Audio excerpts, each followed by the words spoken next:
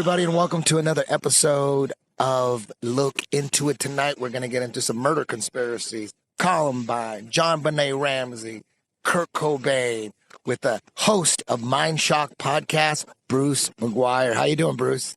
How's it going? The one and only Eddie Bravo. So you're saying this is the first time you've been interviewed? This is my first appearance on anybody's show. Interesting. Wow, that's crazy. Why did? Am I the first one to ask you, or you don't like to do them? No, I've had a lot of people ask me. You actually asked me to do it a while ago. It's just, when things are busy and hectic, it's kind of hard to schedule stuff. Yeah. Well, we were scheduled about a month ago, and then I couldn't get into my email. My email fucked everything up, and it was a combination of that, and I screwed up. I should have. Because I had you in my calendar, and the calendar, will tell you, today you got this, today you got that, but I never saw it, and I relied on it too much. And then like 3 days after the podcast, still couldn't get into my email. So this is a new email. I had to start a new email. And then I realized, oh, shit, I totally fucked up on this podcast. So thank God we were able to reschedule it, and, Yeah, well, the amount of technical difficulties I have had, this has never happened before. I'm on my third backup computer, and because everything was crashing, and I was thinking to myself, wait a second, is it possible somebody really doesn't want this to happen? I doubt it. I'm so irrelevant now. Now, that we got all these, we got Tucker, Candace Owens, Ian Carroll. We got all these guys saying the craziest shit. I'm irrelevant, just the way I like it. Actually, I don't think so, so first of all, I have to give you credit. A lot of people might not know this, but MINDSHOCK logical analyses might not exist if not for Eddie Bravo. How is that? So I started the podcast wow, that was too much echo. Whoa, okay, this is way better. Oh, yeah. Okay, so I started the podcast, 6-7 years ago, something like that, mostly because I just noticed in the mainstream, there was never anybody actually logically discussing anything. Like even ghost hunters that believe in ghosts, they're not actually using logic to back anything up. And especially the so-called debunker side, the official narrative steerers, those who just believe everything on the mainstream, they definitely weren't using logic. So I wanted to break down not just conspiracies, paranormal, true crime. I just wanted to break down everything and bring logic and reason back to a world where it is quickly going extinct. And when I saw you, okay, we got to talk about flat Earth a little bit, obviously. Obviously. If you want. So, a lot of my guests don't want me to bring it up, but it doesn't matter. Oh, well, if you've been keeping up, actually, one of the two, I've interviewed two flat Earth personalities. I've interviewed Flat Earth Dave and Mark Sargent on my show. Okay. And so some of the most popular logical analyses I've done were on flat Earth. And yours was one of the first when you brought it up on Joe Rogan, one of the first episodes where you guys talked about it for like 2 hours. And I was watching it, and I was thinking to myself, wait a second. And that wasn't the first time I had seen you. I had seen you. You don't give yourself enough credit, because I do have some questions for you, too, because you're deceptively logical, because you were always saying things like, well, I don't know for sure. I'm just saying, I think this is weird, which is obviously not a logical fallacy because you're not claiming it's true. But Joe Rogan was pushing back so hard on you, but he had nothing but logical fallacies while he was doing it. And one of my first logical analyses series, I don't know if you've seen that one, it's like 6 hours long, because I went through the whole interview and I'm like, wait a second. Like, Joe Rogan is seriously telling Eddie Bravo not to question things. Like, questioning is the whole foundation of science. And he was just kept going on like, well, why question? Why question? It was just so weird. But that logical analysis kicked off all these other logical analyses. And you were so sharp in that one, and you never claim. I think one of the reasons a lot of people like you is within the conspiracy. Can I use the word sphere? Within the conspiracy sphere is because you're so non-egotistical. And I've kind of noticed that even because I've watched a lot of your interviews, even like with jiu-jitsu, you're never talking about, or at least I haven't heard you say, oh, well, I'm an expert. Like I got this rating. I beat all these people. When people ask you a jiu-jitsu question, you just answer the question because you actually have the technical knowledge. But in a lot of these debates, if you notice, all these like Harvard PhDs, like whether it's quack scenes or any of these topics, they're always going, well, I have a degree. Like, what's your, because they don't actually have any arguments.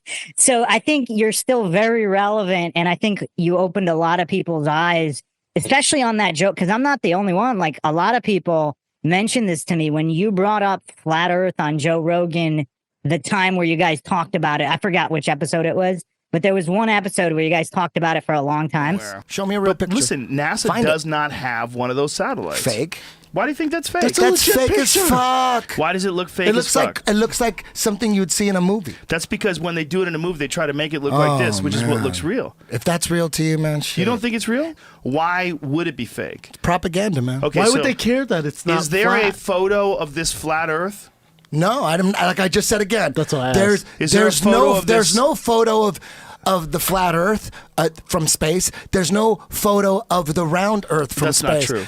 That's not true. True. It's all fake. No, those. Why do you say they're fake though? What they evidence? look fake. They look CGI. But you're not an expert in imagery. Looks fake to me. Do you What would remember- convince hold you, on, though? hold When I on a watch second. Avatar, When I you don't need to be an watch- expert to know it's you went fake. to the When I watch movies, Eddie. Avatar, I'm not an expert. It's fake. Avatar's at the movies. Why do you always go towards the conspiracy? Why do you never consider the possibility Too many that maybe? lies. But Too Eddie, many they're not lies. the same people. It's all the same. So I think you might have gotten literally millions of people to start questioning just because of that one appearance. The one I saw you did with me and Joe Rogan was on nuclear bombs. I did too. Yeah, I did that one, and then also the flat Earth one. I never saw the flat Earth one though. So he's criticizing Eddie Bravo for not knowing that it's fake for sure, and yet he's pretending it's real for sure.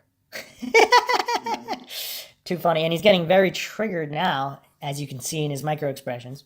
it's a real problem when you I'm say crazy. something, but don't say that. I Just am. stop. Just stop and think, because you're communicating to millions of people. I saw the nuclear bomb one though. That was interesting. Well, I've done a follow-up on that since. I don't know if you've seen it, but, and you weren't the first person I saw bring that up. I did a follow-up. It's like multiple hours, and I drop all the receipts, including the actual soil samples.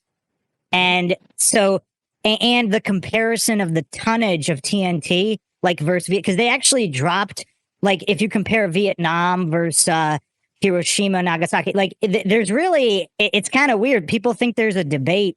If you look at it scientifically and look at the actual soil samples, even in the mainstream narrative, it doesn't add up. You have buildings that are completely structurally intact. Like they don't look like they've been through anything at all. Right next to, complete decimation. I mean, look at that. You have little shanties. Completely unaffected. You have some of these larger buildings completely unaffected, and it's right next to obviously completely decimated rubble. But look at some of these shanties. I mean, that roof doesn't even look scratched. Are those sandbags on top of the roof? Did those, if those are sandbags, did those sandbags hold down the roof? And you can see two people walking on the street there. The street doesn't even, I mean, maybe they cleared the street. I don't know how far this is after. But if those are sandbags, I mean, it also looks like, look at that pane of glass there on this building. It looks like the top pane broke, but it looks like there's still glass there. If that's glass, there's two panes on the bottom that wasn't broken. What's interesting about you is your logical analyses. Nobody does that, and it's based on like actual scientific debating rules and like tech. It's like taking a podcast debate, and using the rules of like the court of law or like scientific debates. Most people don't know about that. Like if you could come up with, if someone says something and then their opponent in the debate calls out a certain kind of fallacy. I didn't even know this shit. And it's, I guess you have to go to college to know about these debates. Well, it's funny. Can you explain that? Can you explain? Yeah. Like So- how to scientifically debate and what fallacies actually are and what. But before I do that, I have to give you a little bit of credit. you could have fooled me because you rarely commit logical fallacies. Like, even if you, like, when you watch, like, I did the nuclear bombs one and I did the flat earth one. You committed very few fallacies because, and you say you don't know any, like, you're very humble, obviously. And you're like, well, I don't really know anything. I was just looking at this. You're naturally using critical thinking and deductive reasoning. And what's funny is when you go to actual indoctrination facilities, aka schools, they actually don't teach that. So the fact that you're not so-called, I call it edumacated, to kind of poke fun at, obviously, Mark Twain said, don't let your schooling get in the way of your education. Education and schooling are two very different things. Education is actually learning. Schooling is jumping through hoops to get a treat, like a dog, like a degree. Because if you don't jump through their hoops, you're not getting your degree. You're not getting your A+. So it's not really about education. It's about doing what they tell you to do. But the rules of debate, so there's formal and informal logic. I'm not going to bore everybody too much. But one of the reasons why I get so few trolls compared to other people when they break stuff down is because none of it is my opinion. You can empirically verify the definition of a fallacy. So, for example, false dichotomy is a huge one where you're saying, let's say flat earth is one of my favorite ones to cover because people use so many fallacies because they're so triggered. Like flat earth, Tartaria, like they use so many fallacies because for whatever reason, these two topics I've seen trigger people worse than any other topics. And so with a false dichotomy, or for example, nuclear bombs, like you've seen this so many times. Well, if there weren't any nukes, then what happened in Hiroshima and Nagasaki? They were destroyed, as if there's no other way to destroy buildings in a nuclear. So that's a false dichotomy. So these are objective, empirical argumentation. So the fallacy, and of course there's the fallacy. Just for example, if I say, well, 1 + 1 is 2, because pink unicorns invented math or whatever, like a false premise, something that's obviously fake. 1 + 1 is still 2, so I'm still correct. I just used the fallacy. So what I wanted to get out there, which nobody else does, is it's not about the conclusion, because even stupid people can be accidentally correct about things. What I wanted to bring back kind of was logical argumentation and logical reasoning. So did you get to your conclusion? 'Cause you could also reach a wrong conclusion without using fallacies. So I just want people to actually think critically and use deductive reasoning and use logic to whatever because most people hold opinions that were not based on logic, and logical fallacies expose that. And the interesting thing is, it's not up for debate. Like the definition of the fallacy is the fallacy. So you can't really push back against it. So what's funny is when all these people get triggered and they say, oh, well, all you could do is talk about logical fallacies. And it's so funny because logical fallacies, logic itself is strict adherence to validity. So do you want to talk about something valid or do you want to just make up nonsense? And so the people that get triggered over fallacies, they don't want to have valid discussion, because they're just all in their feelings, because this is like the feels over reals generation.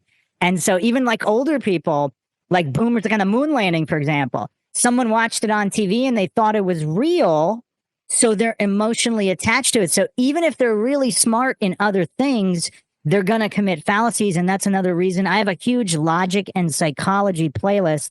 So on the YouTube, it's at the Bruce Maguire. It used to be the MINDSHOCK podcast, which got shut down. And another funny thing, I just recently got banned from the conspiracy subreddit, where I've posted some of the I've posted occult NASA.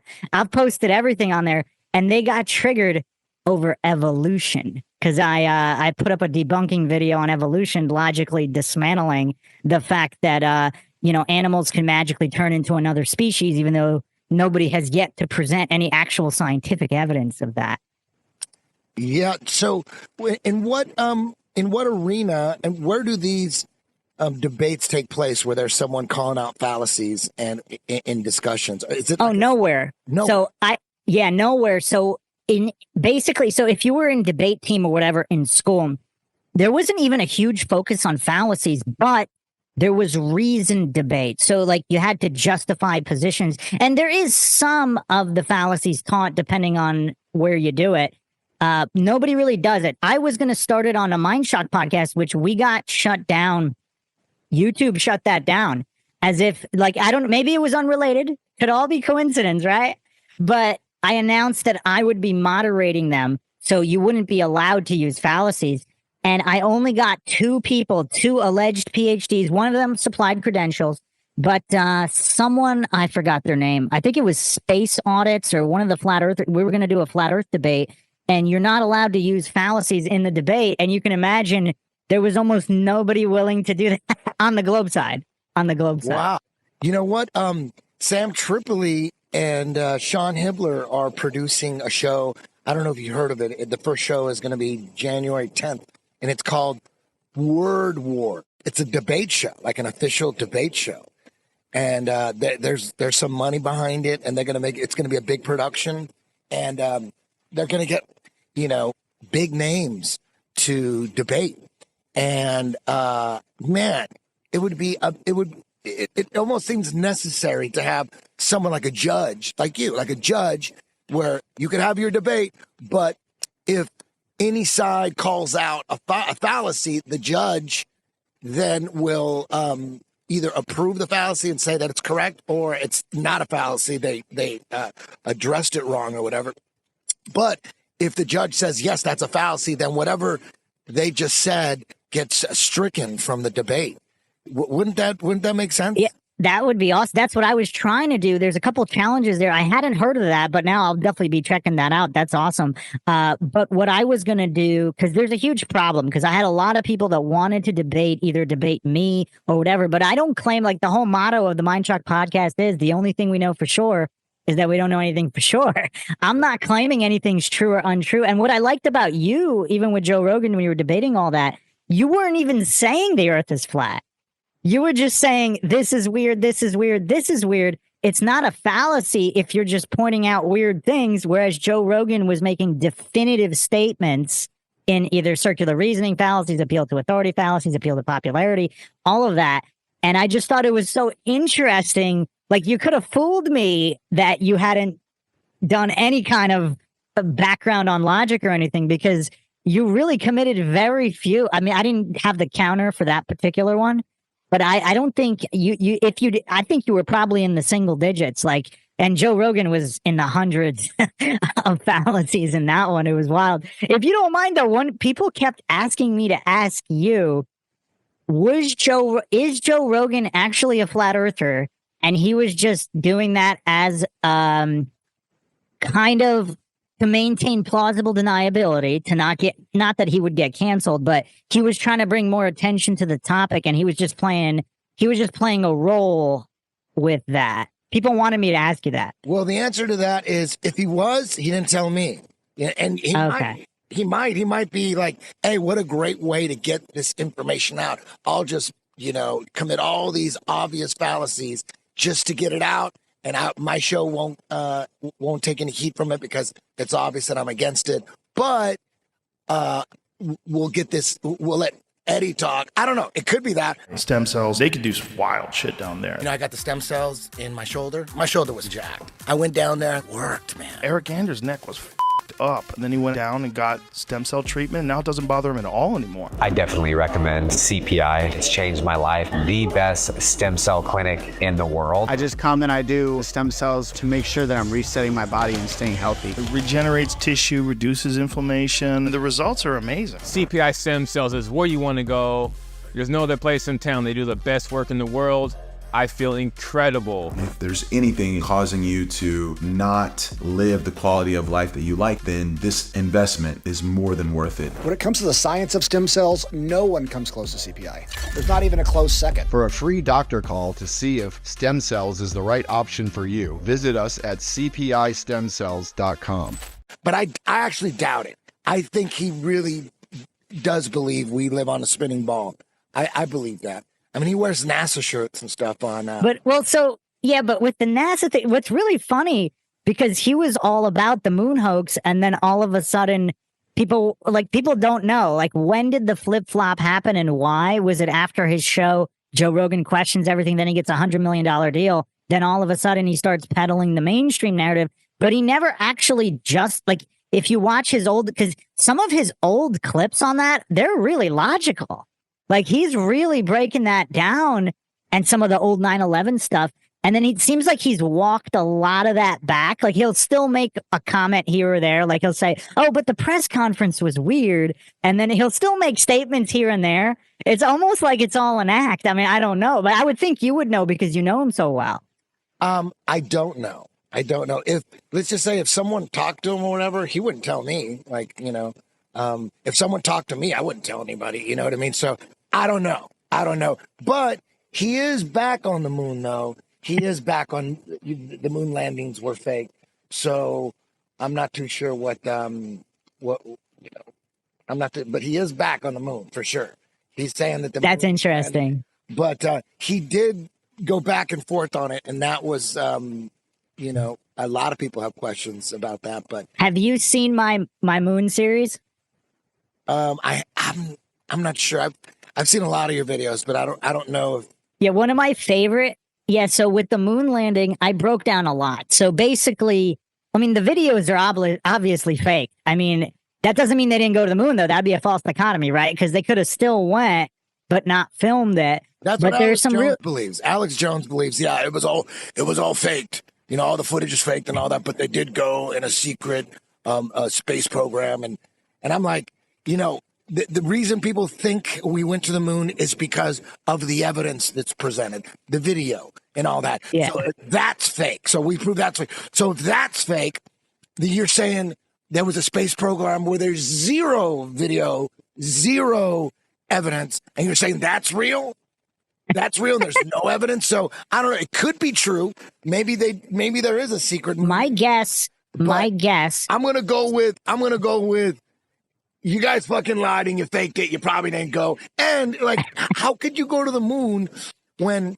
I mean, if you look at the moon at night and it's fucking shining. Sometimes it shines so bright it goes and there's clouds in front of it. You could see the beam going through the cloud. You're trying to tell me the sun? That's the sun reflecting off the moon? No, the moon is giving off its own light.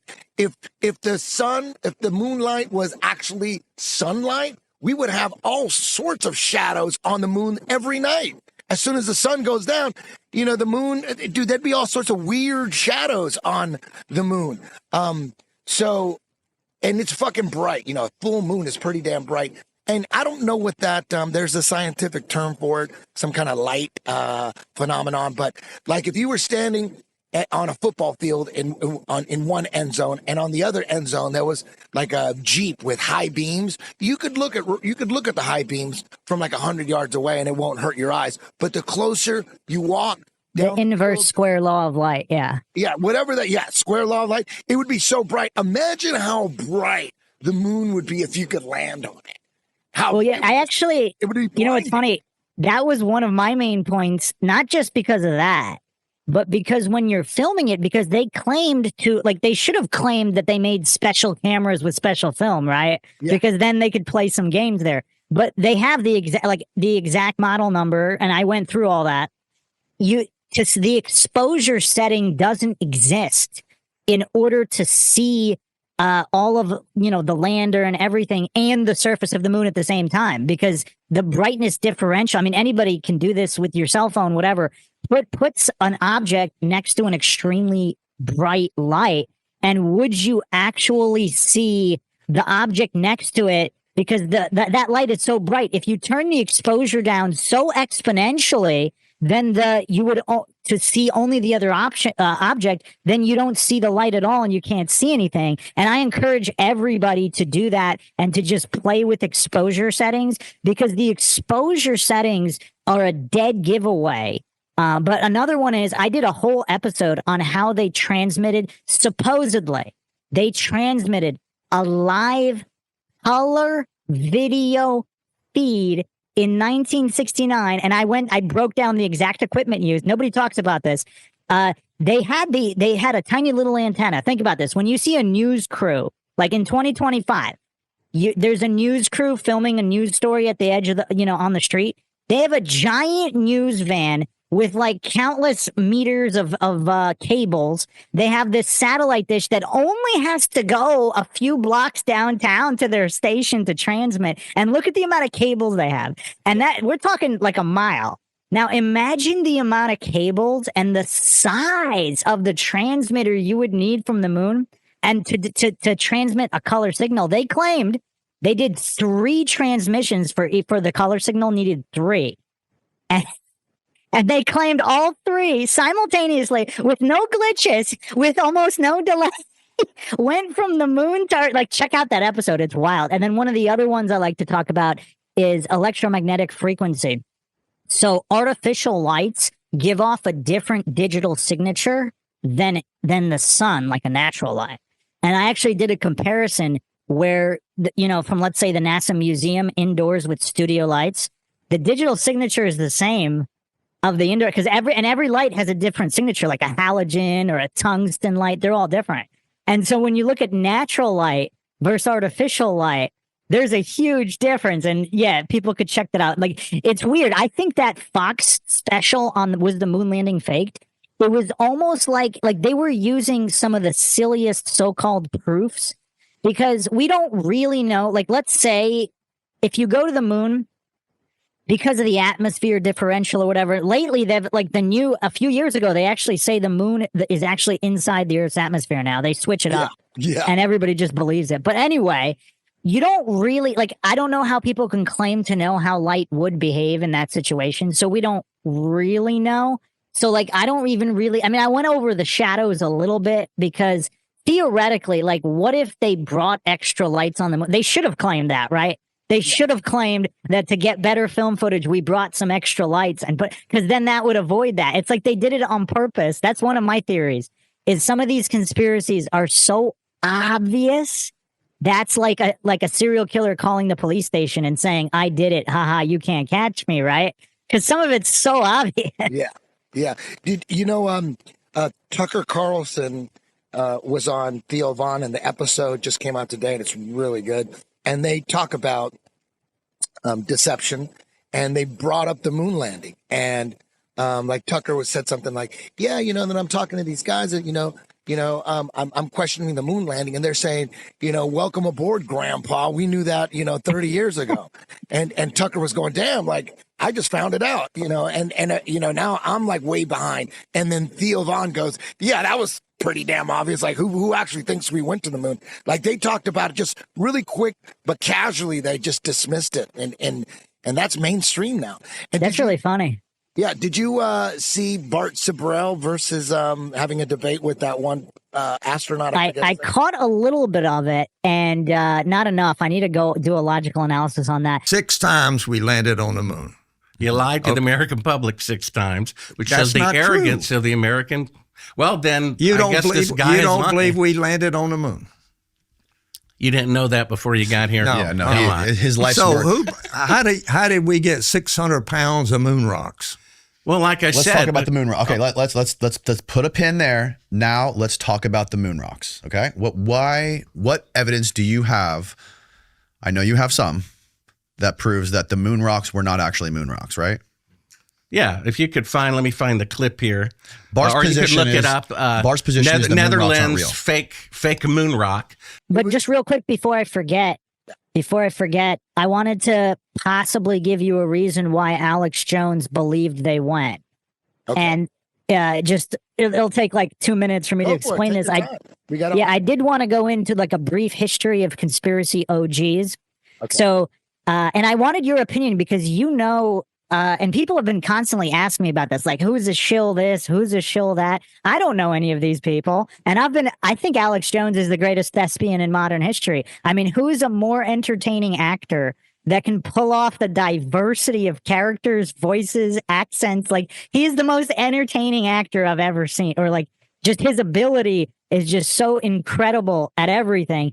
And I even did an episode on whether or not he's Bill Hicks. Did you have an opinion on that or no? He's not Bill Hicks. I know that's 100%. He's not Bill Hicks. How do you know that for 100%? That's 1,000,000%. I know his family. I know his son. I've seen pictures of him when he was in high school, yoked, and he used to be a yoked athlete. Bill Hicks was never an athlete. They look. Yeah, I went over. they look I went alike. over some of that too. Yeah, Alex Jones was crazy, Jack. They look similar, and they're from the same area, but 1,000,000% that's ridiculous. No. One of the theories is that there's some kind of MK Ultra celebrity cloning program, and they use some of the same base DNA for both of them. I mean, anything's possible. So I mean, yeah, who knows how deep they're getting with clones? Who knows? so- I know. Yeah. Go ahead. Yeah, so okay, so a lot of people think and Alex Jones was one of my first introductions to some of the conspiracy, because I remember him from back in the 90s when he wasn't as popular, like, you know, obviously now everybody knows him. Back in the 90s, not everybody knew Alex Jones in the late 90s, but before him was Bill Cooper. I've heard you talk about him. Yeah. And I wanted your opinion on this too. Why do you think Bill Cooper said Alex Jones was like a CIA show? I don't know.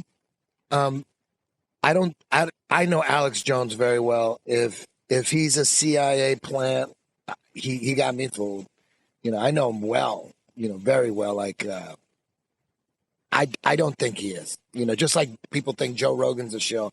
I don't think he is. Again, who knows? Maybe, you know, if they are, why would they tell me? So how would I know? But I just know them personally. I've known Joe for 30 years.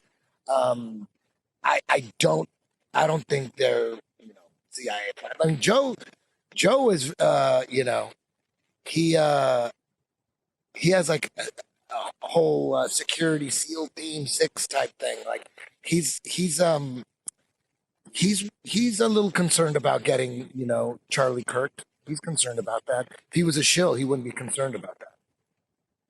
So one of the theories I go over is I go deep into MK Ultra and even Tavistock. And let me drop this. Is this completely uncensored? Completely. So have you seen, I just went over it briefly because this was YouTube. I didn't want to go too crazy on my YouTube. The Hitler conspiracy where he is a British operative and there's so much evidence for it. I actually dropped a little bit of it on one live stream because I didn't want to drop too much. And so there's even an old photo. Now, maybe it's fake, but this photo has been around since the 90s. Like it's not new. And it's of Bush Sr. with Mengele and some of Hitler's right-hand men in like an old family photo. And then the Bushes, they actually changed their name, moved to America, etc. But the connections between Hitler's banker was the Duchess of Tavistock's grandfather. And I put up photos of all of this. Like, this is all receipts up the wazoo. And he's even photographed many times with a known British agent. And Dunkirk is one of the major evidences for this because this is like the only time the Germans withdrew from battle and allowed the British retreat. They would have won that. And that could have potentially turned the tide of the war.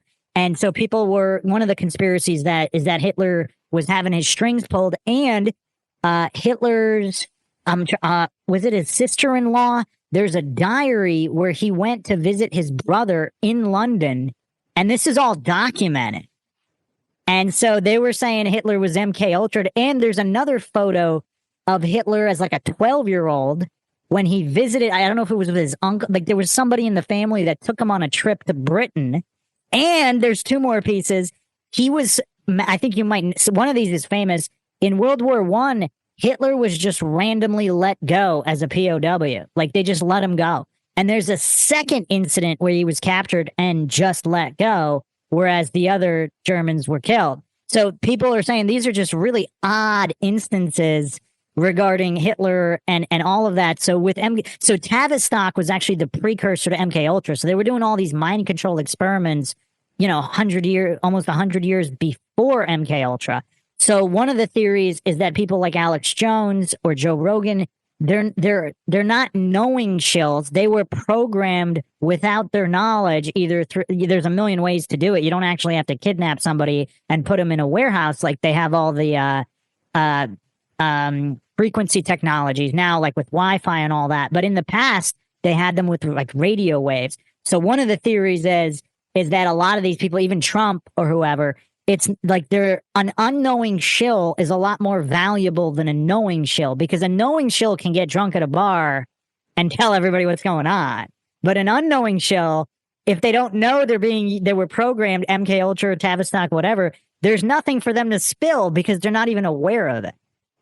Yeah, I talk about that sometimes. Controlled opposition that knows they're controlled opposition versus controlled opposition that doesn't know they're controlled opposition. And I believe, like news, news anchors, like, oh yeah, for sure. The most part, yeah, it would be more powerful for the controllers to have them think that they're doing the right thing. Yeah, as opposed to deceiving the world. They might, they have people are, they're deep down, everyone has a heart, so they could crack, and turn against you. But if you get them thinking they're doing the right thing, then that's more powerful, because then they believe it and they're more passionate about it. I think like Tucker Carlson, for instance. I don't know him, never talked to him, don't know him personally, but what I think happened to him, I think he was controlled opposition, but didn't know he was controlled opposition. In my opinion, the media is just run by whoever's running NBC, ABC, CNN, whoever's running all that, the liberal media. They needed like an opposite. They needed Fox News, so they created Fox News just to have at least one station that's the opposing voice. And but still, this is just me guessing. Still, Fox is still part of the liberal media. Oh, yeah. But they needed to have an opposing, voice to legitimize it. So then they get the most powerful way is get these newscasters, Tucker Carlson, all these guys at Gutfield or who, that what's her name, Lauren, whatever, the blonde chick, and then get them. Okay, your job is to always promote the Republicans. You're on the conservative side. And meanwhile, both sides, conservatives and liberals, they're controlled by the same controllers. Oh, for sure, yeah. There needs to be an appearance of a battle. And then what happened is like Trump comes in and he's not really playing ball traditionally. So he kind of fucked things up. So now, the Fox, the newscasters, the anchors are their job is to promote whoever is running, on the Republican ticket. So now we got Trump, who was always a liberal, and now he's running as a conservative. So now they're forced to back up Trump. For all your 10th Planet Jiu-Jitsu merchandise, please visit 10thplanetjj.com/shop. We also got a Look Into It t-shirt that just dropped. Thank you very much for your support. And maybe the people at the top of Fox are going, fuck, now this could be a problem. Because our guys are supposed, we instructed everyone to always push the Republican side. And now Trump's running as a Republican. So I think over time, they couldn't keep it together. And then Tucker just, they had to get rid of him because, he was controlled opposition that didn't know he was controlled opposition. Because the shit he's saying now, he's just talking common sense now. He's got his own podcast, and listen to his podcast with Theo. I mean, he doesn't sound like he's a bad guy. He sounds like he's a good guy.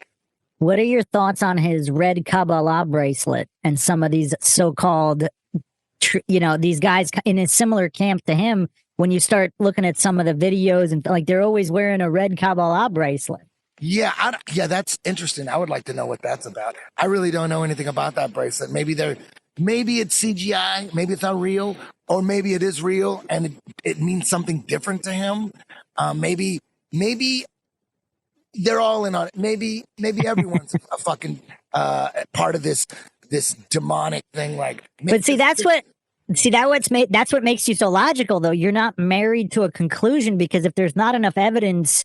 Because I'm with you, man. Like, how would we know? I think it's very intelligent to say, well, how would you know for sure? You don't have access to all these people and all the classified files. That's why I think it's so funny. The coincidence theorists, the authority worshiping cultists, those that just believe everything they see on TV or on the media, they immediately want to jump to a conclusion.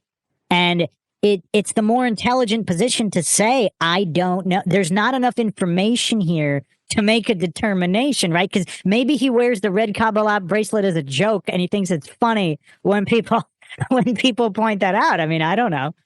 Yeah, so maybe I was all for Trump. I didn't follow daily politics for the longest time because I was like, okay, the Bushes are obviously demons and they're Republicans, and then Clinton is a fucking demon and he's Democrat. So that saying two wings from the same bird or whatever, that made sense to me. So I'm like, okay, it's all bullshit. Republicans and liberals, they're all part of the same team, and it's just a show. So I never really paid attention to politics. I was just really deep into, like, in the 2000s, the 2010. I was like, it's all bullshit. But I was fascinated with the history of the Clintons, the history of the Bushes, 9/11, and all the evidence. Have you heard the Bush story that I just said, that they were Germans?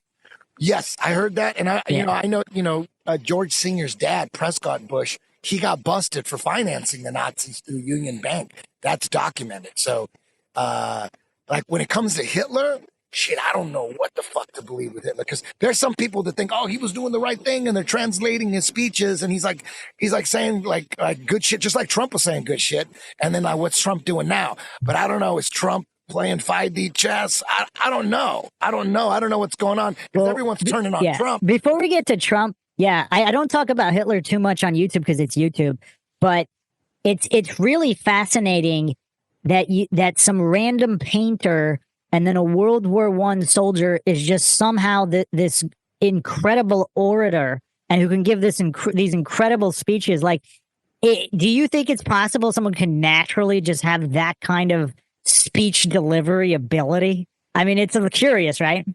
Yeah, like with the whole, because like there's people now that think, oh, he was a hero. There's like people that like Hitler, and then there's obviously the people that think he's Satan, Antichrist, and then I don't fucking know. The more I look at the British agent theory, it almost seems like he was possibly psyoped and picked for that position, and then used almost like a useful idiot. And it's possible he was genuinely passionate about, because once you get, I think Tartaria is the missing piece. But before we get there, because I'll circle back to that, I did want to finish my OG conspiracy point, which is before Bill Cooper, there was actually so Bill Cooper and John Lear, of course. John Lear. Yeah. I was actually around back in the old BBS bulletin board internet days where they posted all this stuff about UFOs and all that. Bill Cooper actually had a UFO sighting. That's how he got on John Lear's radar. Yeah. And then everything went from there. And this is actually going to tie into the Alex Jones point on maybe why he thinks they went to the moon. But before Bill Cooper and John Lear, there was a Canadian conspiracy theorist called Serge Monast. Have you heard of him? Never. And so he is so fascinating because we're talking before all these guys, like early 80s, he was already putting out books warning about the trans agenda. He's the originator of Project Bluebeam. It was not Bill Cooper. Serge Monast is the OG. Nobody knows who he is. They arrested him. He spent one night in jail, I think in his 50s, and then he died the next day. Nobody knows why. Oh my God. What country did he live in? Canada. Man, you got to send me some links. I did a whole show. I did a whole show on him. I did a clip. Yeah, I'll email you a bunch. Serge Monast is the original OG nobody talks about. I was fascinated. How did he get this information? And some people were actually connecting him to some kind of Freemason whistleblower in France. And I was in the middle of like tracing some of these old French manuscripts where some of the so-called New World Order plan was laid out. And somehow he got privy to those. And then he started warning people. And a lot of what Bill Cooper says is lifted straight from Serge Monast. I'm not sure. I'm guessing he read Serge Monast's books because Serge Monast wasn't underground. Like he went on talk shows and stuff too. Kind of like David Icke back in the day. There was a woman, the only conspiracy theorist I know that's older than Bill Cooper was a woman with, I forget her name, but there was her name starts with an M. You know what I'm talking about? She had a radio show, and she's talking about. I covered. Oh, totally. I actually did an episode on. Her name just totally slipped my mind too. Yeah. She's talking about like RFK's assassination, and she Charles, talked. Charles Manson. She was one of the only ones that was actually covering the Falkland Islands situation. Interesting. I remember the Falkland Islands. I remember when that was going on. I was in sixth grade. I think that was 81, 82. But I don't know shit about like the conspiracy end of it. I'm sure there was some like May Brussel. It's May Brussel. That's May it. Brussel. May. I knew it started with an M. I knew it. Yeah. She's definitely one of the OGs. I never really, so I have to go. One of the managers of her archive actually reached out to me as well because I was covering some stuff, and they reached out and gave me some info. Yeah, she had a lot of info, but Serge Monast was, I'm trying to remember, I think he was probably before her too. And he was so radical because who was talking about the trans agenda in the early 80s? Yeah. So, but anyway, I think the reason... So Alex Jones has obviously seen some stuff. He's obviously got some connections, people in the CIA, all these people that have sent him stuff. Because he's always talking about having the documents, right? Yeah. So there were a lot of documents that Bill Cooper, John Lear, they were talking about on these BBS boards, even way back in the day, about the secret space program. Alex Jones has probably seen so many of those. Because according to some of those documents, they actually have bases on Mars. And I even did a whole episode on did Nazi Germany make it to the moon before the Americans? Now, they definitely tried. And I think it gets really dicey where if we're going to move out of the physical realm, is it possible, like with Stargates and all of that, is it like, could you go somewhere kind of like, let's say Mars? I don't know if you've seen the flat Earth map where the plane is so large. There's other domes, other like holographic suns over other domes across the plane. And if one of them is Mars, if one of them is Mars, it could be reflecting on the dome. So when we're looking at Mars, what we're looking at when we look up, it's a holographic reflection of some kind from our own plane. Again, just a theory. I'm not claiming it's true. So is it possible to actually go to Mars? You're not going up to the light in the sky. You're going to another realm on the plane. Planet. Yeah. Yeah, I that's a possibility for sure. Like, and there's some leaked footage. There's some so-called leaked footage of even a trip to Mars that allegedly happened. The Vatican, so this is on record, the Vatican actually financed a Mars moon mission, a manned Mars moon. Now, according to the official narrative, it never happened, but they financed it, which I thought was interesting, and they co-financed it with, I think, Brazil. It was like some of these countries that supposedly aren't doing a lot in space. And this was way back. This is before NASA ever allegedly landed on the moon. It's just really fast. I did a whole episode on this. There's a guy. This is one of the smartest guys I've ever seen. I can't believe I just forgot his name. But I actually went through. He's got all his video presentations. I probably went through 70 hours of this guy's presentation. If he's faking it, he's got the best poker face I've ever seen. This guy translated all the German documents on their rockets and UFOs and everything. He's a Bulgarian, German, and maybe Russian. I don't remember. And he did all. He was actually a professor at a university in the United States.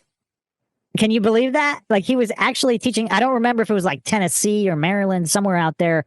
And he actually had a ufology class at an actual university in the U.S., and he was traveling with all his videotapes and all his stuff, and then he disappeared one day. And so if he's faking it, I've never seen anybody who can pull off a 6-hour lecture on the actual mechanics of a UFO and like a base on the moon or whatever. Like, he's got all the math, he's got all the schematics, and he's saying it with a straight face for 6 hours straight. So it was just fascinating to watch. You brought up John Lear. To me, I think John Lear is almost 100% a psyop. John Lear, what he says, like, oh, there's millions of people living on Venus, and I like the stuff he says is just so obviously to me just. Well, I think so. He's a wild card. I did 2 episodes on him. He is so interesting, and I think he passed a few years ago, but he's so interesting because this is a super rich guy, and I don't know if you're familiar with his flight background.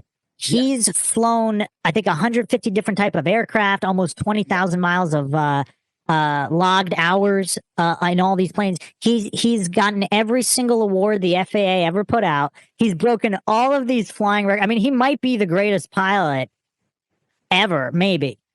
And so one of the things that got me onto the thinking about the hologram theory for 9/11 was because he said, like, he claimed to have flown top secret aircraft as well. He said there's nothing that could make a near 90-degree turn at 650 miles an hour, let alone like a passenger aircraft. He said there's no military craft that can perform that maneuver. And so I don't know if you were familiar with it. What was the maneuver? Didn't the planes supposedly just fly straight into? The second one banked. If you watch it in super slow motion, the second one actually banked into the building. And people were actually, there was a famous, I don't know if it was loose change. Someone actually called up Boeing and asked them if they could, if their aircraft could perform, like if a 757 or whatever can perform. It wasn't a 90-degree turn, but it was a pretty sharp turn at allegedly 650 miles an hour or something like that. And they were like, they can't do anything near that. And there's even videos of them testing the aircraft from the 80s. They break up in the air at way less speed and way less of a degree turn. They're not physically capable of making those turns. And John Lear brought that up first. So anyway, with John Lear, I think he's seen so much stuff. I don't know if I think he might be in his own mind telling the truth. Like him and Bob Lazar. So, they were friends, right? Yeah, that's another gigantic red flag. Well, I'm not sure because John Lear was really big back in the day. Late 80s, early 90s. Like he put out UFO magazines. He was so dialed in to UFO culture. Bob Lazar would have definitely talked to him no matter what. So I'm not sure who reached out to who, but the fact that they were in touch isn't really surprising, right? Because if my theory on Lazar, and I did a whole podcast on him too. I don't know if you're aware, but his first wife died and was connected to Hell's Angels and all this weird stuff. No, I didn't know that. If you check out my episode on Bob Lazar, so everybody says, okay, Bob Lazar passed all these polys, he's credible. And my whole he told one story, and I put it on the podcast, where he said he was being followed on the highway and men with guns shot at him in his car on the highway and tried to run him off the road. To me, that's, again, extraordinary claims require extraordinary evidence. Some people say he's telling the truth about everything. Do you think that's true, that the men in black or whoever would open fire on a busy highway? Why would he say that? I don't know. That's one of my red flag stories for Bob Lazar. But regarding Lazar, I think that the U.S. government wanted to test a leak. I think they wanted him to go public, and they wanted to see what would happen if he did. Absolutely. That's what Bill Cooper said happened to him, too, is they find alcoholics that have big mouths. They might have a radio show, and they invite them to some top secret facility, and they accidentally see some UFO technology, and they want them to talk. Like, they wanted Bob Lazar to talk. Yeah. Because, like, Bob Lazar, that would make him controlled opposition that didn't know he was controlled opposition. Yeah. Meanwhile, he's thinking, like, oh, shit, I got to tell people. Meanwhile, that's exactly what they want him to do. And that's what Bill Cooper said. Bill Cooper said he was, like, in these top secret meetings with naval intelligence. And he was like the guy who's handling all the documents. And he would look at these documents and they had a lot of UFO stuff in them. So he thought, like, oh, shit, UFOs are real. But then he realized later that that's what they wanted him. They wanted him to look at those documents, read that there was UFO stuff in there, and then talk about it. So, but do you know about Bill Cooper's original UFO sighting that got him in touch with John Lear for the very first time in the 80s? No, tell me about it. So yeah, I covered this. So Bill Cooper is a naval officer, or I don't know his rank. He's in the Navy, and on the ship one day, he actually sees a UFO, or a USO rather. It came from the water, and it was like the size of a football field. And he posted that without his name, obviously. He posted that on John Lear's UFO BBS board. I forgot the exact year. It was the late 80s. Late 80s.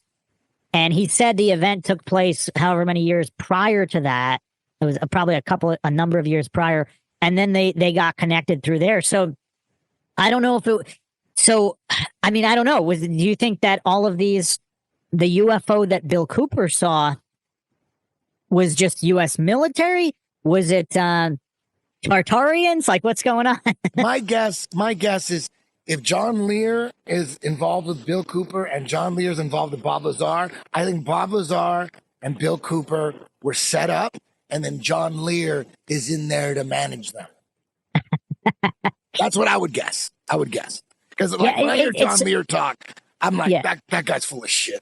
And it's especially, and coming from me, I don't believe in mainstream UFOs. I don't believe in that shit. I believe in Project Bluebeam. I believe they're pushing UFOs. It's so obvious with this Atlas thing. Like, get the fuck out of here with that Atlas shit. You know what I mean? It's so obvious that I mean, it's a fact that the people that are ruling this realm that we're in, they've always wanted a one world government. That's been the goal forever.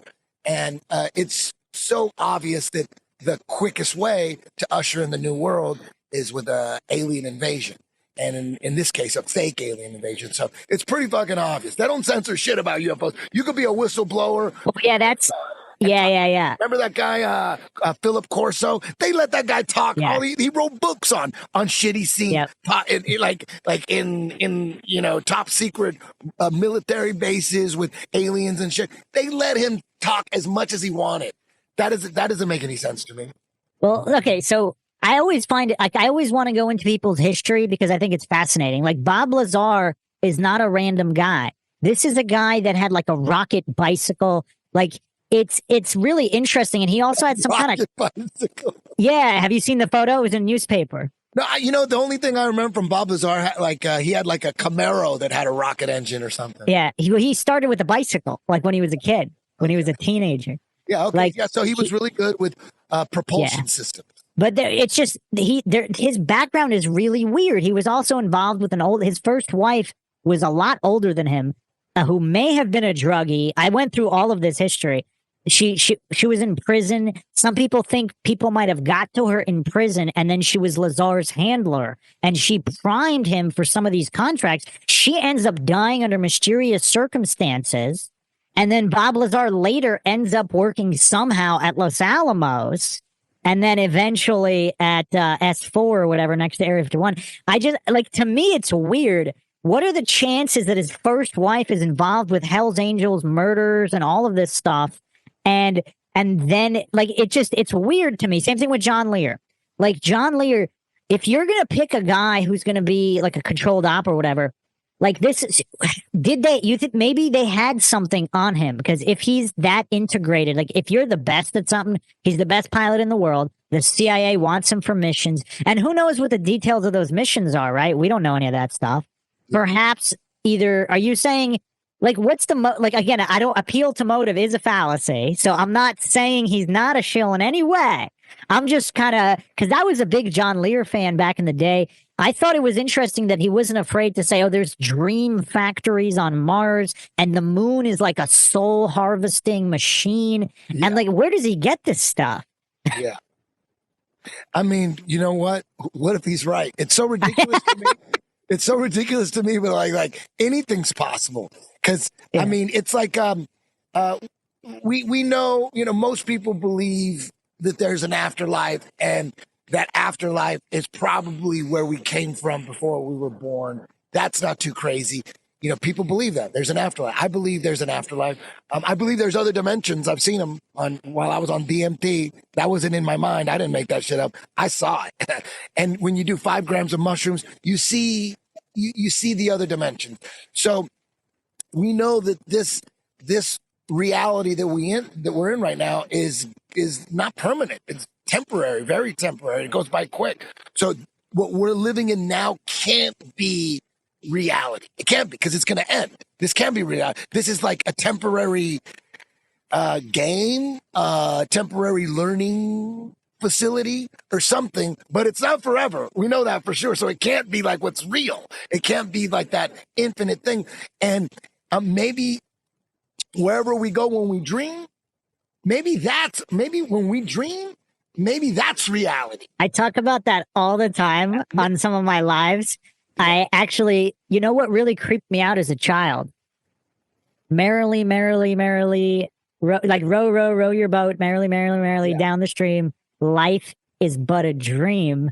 And that really freaked me out when I was a little kid. Yeah. Because that's the first time I thought, wait a second, if life is the dream, does that mean when you dream, that's real life? And that freaked me out as a kid. Yeah, well, for me, when I dream, I don't remember who I am. It's stressful. Most of my dreams are like, man, I just lost my job. And when you can't remember anything, you can't remember, like, where do I work? The first thing that comes to my head is, how am I going to pay rent? How am I going to pay my bills? Where do I live? And then you hear these mystics from time to time, talking about like what the meaning of life. And every now and then some mystic will say, once you remember who you are, that's when you evolve into like, the spiritual consciousness that you're supposed to be in, but you have to remember who you are. And I'm thinking, in this reality, this waking reality that we're in right now, if this isn't real, it is kind of weird that there's no way, like, how are you going to remember who you are in this reality? What I think is probably the best knee slice in the game. It's called a row drag. Super simple, awesome combo. Before we get to the truck, throw a little pass on top of that. You know what I mean? So we're gonna get really good at that truck transition. How about you get really ninja with the row drag? The knee slice. Push him down, butterfly, boom, bam, boom. Here. Here. Here. And then the fishnet, knee to the stomach, low the handle, break the frames, and then boom. Pull this out, grab my forearm, pop, pop. That's all the best shit from Twister Side Control right there in one throw. You guys want to go back and forth a little bit? Ready? Let's go.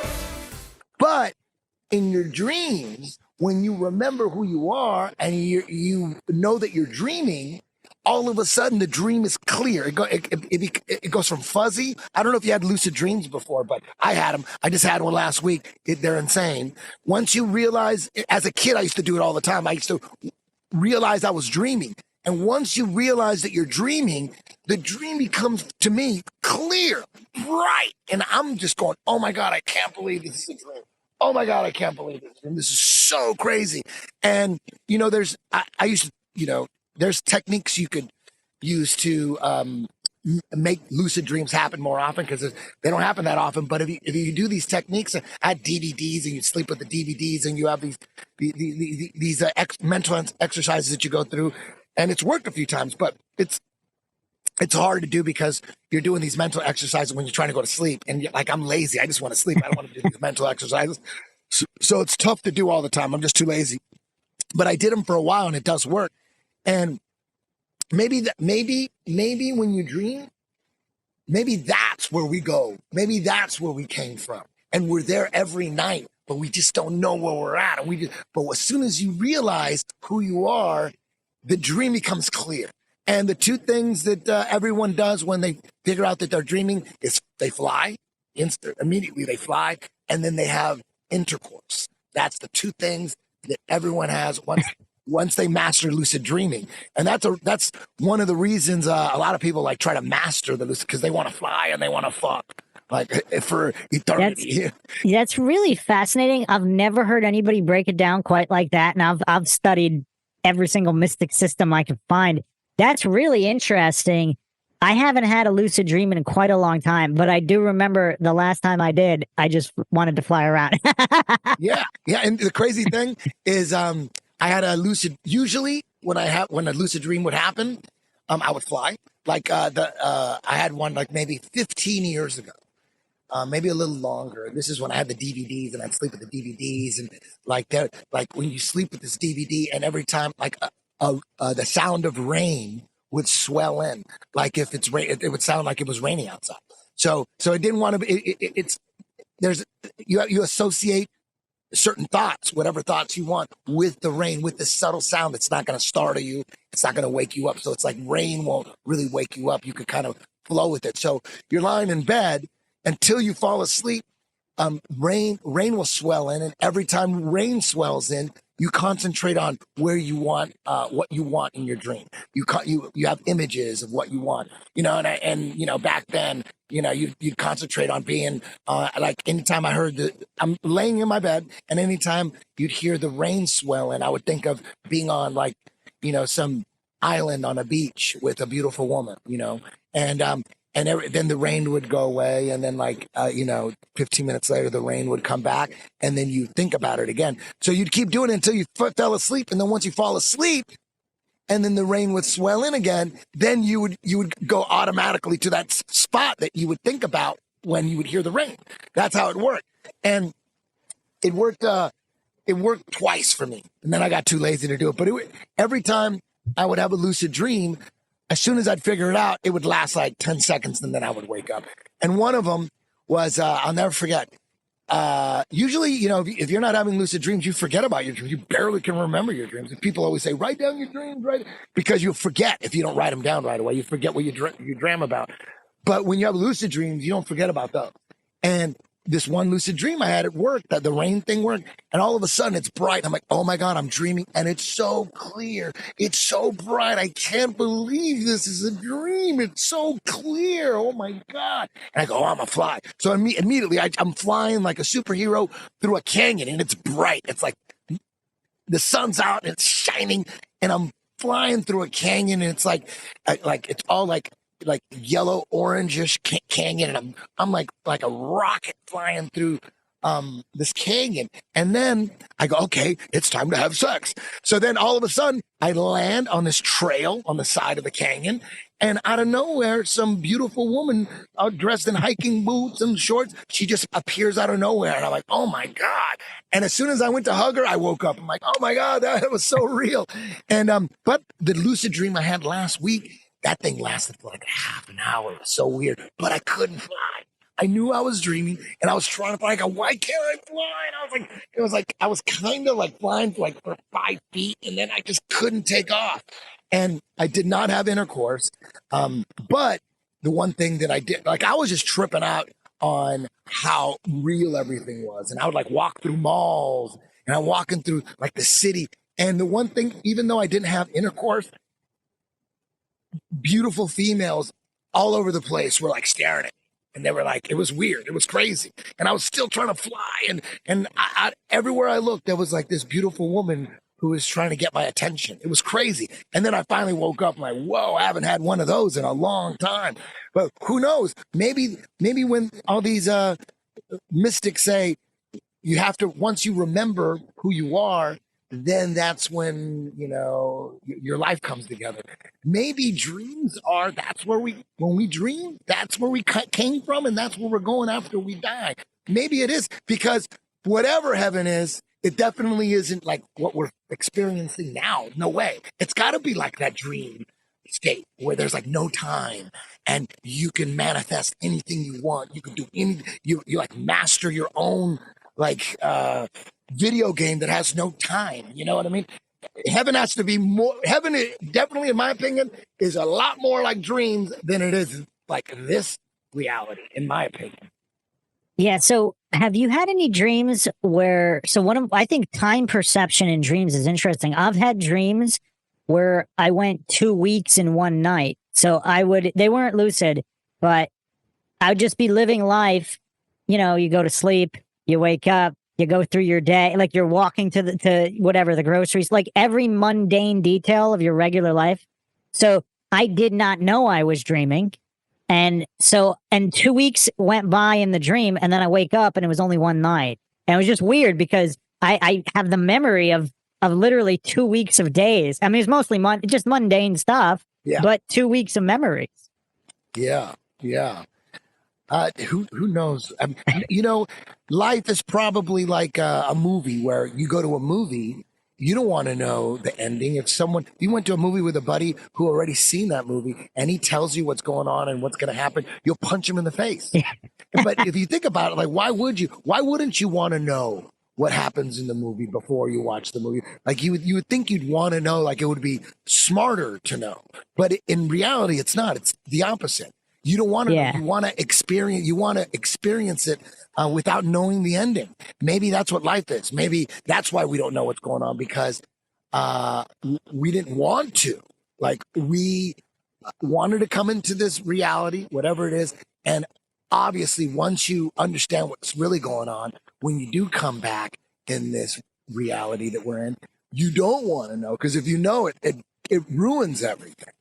Well, I think this is a perfect segue to Tartaria. I think Tartaria is, so I've just started a new series, The Real History of the World. I've been just looking at all the available information from everything. Yeah. And because you can't burn all the books, you can't burn every single one, like in the past hundreds of years. And there are some that remain that are so interesting. For example, there were some like Russian history books where they talk about like 2 great Siberian wars. And then some of these maps that have all of these cities in Siberia, and then some paintings of people wearing really light clothing as if the climate was completely different there, possibly only 100, 200, 300 years ago. Yeah. Yeah. Have you looked into the little season theory? Yeah. I've been spending quite a bit of time on that as well. Yeah, I'm all in on that. I mean, because the little season theory basically saying that Jesus came back then. He never said he was coming back in 2,000 years. He came back like within the apostles' lifetime, and then for 1,000 years that him and his apostles ruled the world, like built all these divine structures and cathedrals and these structures that are all over the world that have no explanation. You're like, you built this cathedral in the 1800s before power tools? It doesn't make any sense. So that Jesus did come back and rule for 1,000 years, and then after the 1,000 years, he let Satan out, and then like he let Satan rule for whatever reason, and that's what we're in right now. We're in the little season where it does feel like Satan's running the world. It feels like we're in an evil realm right now, right? It doesn't feel like, I mean, there's a lot of good in this world, but the powers that are actually ruling the nations, to me, they seem satanic. It's the little season theory, which is in Revelations. Revelations talk, some people don't believe in Revelations or whatever, but who knows? Yeah, I actually, have you heard of Larkin Rose? No. Oh, you should definitely check out Larkin Rose. So Larkin Rose, so he actually famously did a really illogical breakdown on flat Earth. But other than flat Earth, this guy is one of the smartest guys ever. So he was one of my introductions into statism. So statism is the belief in governments that people have the right to rule other people. And so, by the way, statism, Satanism, the whole phonetic thing. But anyway, so when you say, like, there's definitely a lot of evil within governments.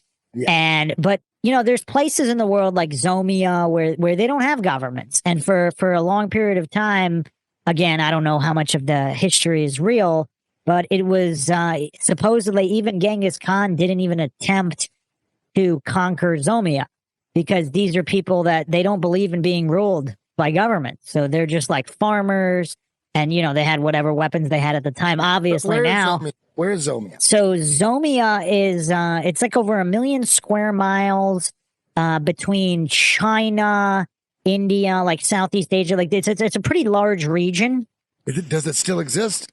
Yes. Obviously now with modern technology, the situation's a little bit different. But when people say, like commies or socialists, they're like, this is the greatest idea ever. And then the counter is, well, has it ever worked without millions of people dying?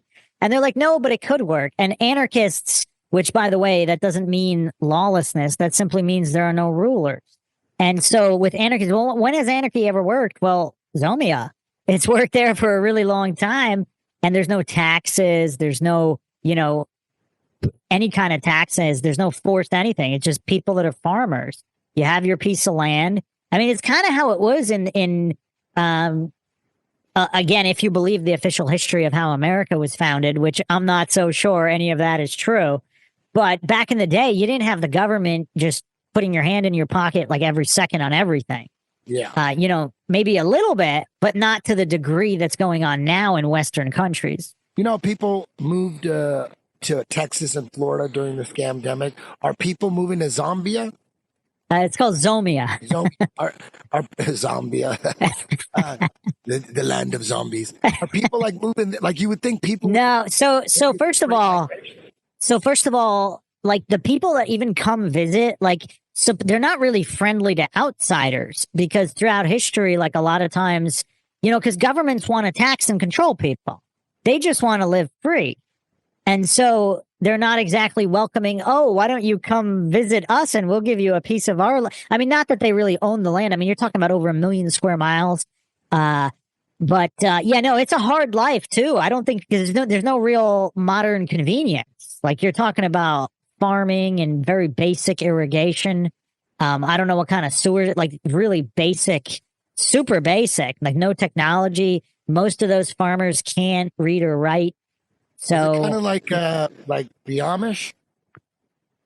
They're supposedly quite a bit more primitive than the Amish. Have you done a video on the Amish? No, but I probably should. I'm a big fan of the Amish, especially in any kind of quack scene debate. Everybody points out the modern science is the best. We have over 70 life expectancy. I'm like, well, that was the life expectancy. That's still the life expectancy today of the Amish. And it has been for hundreds of years.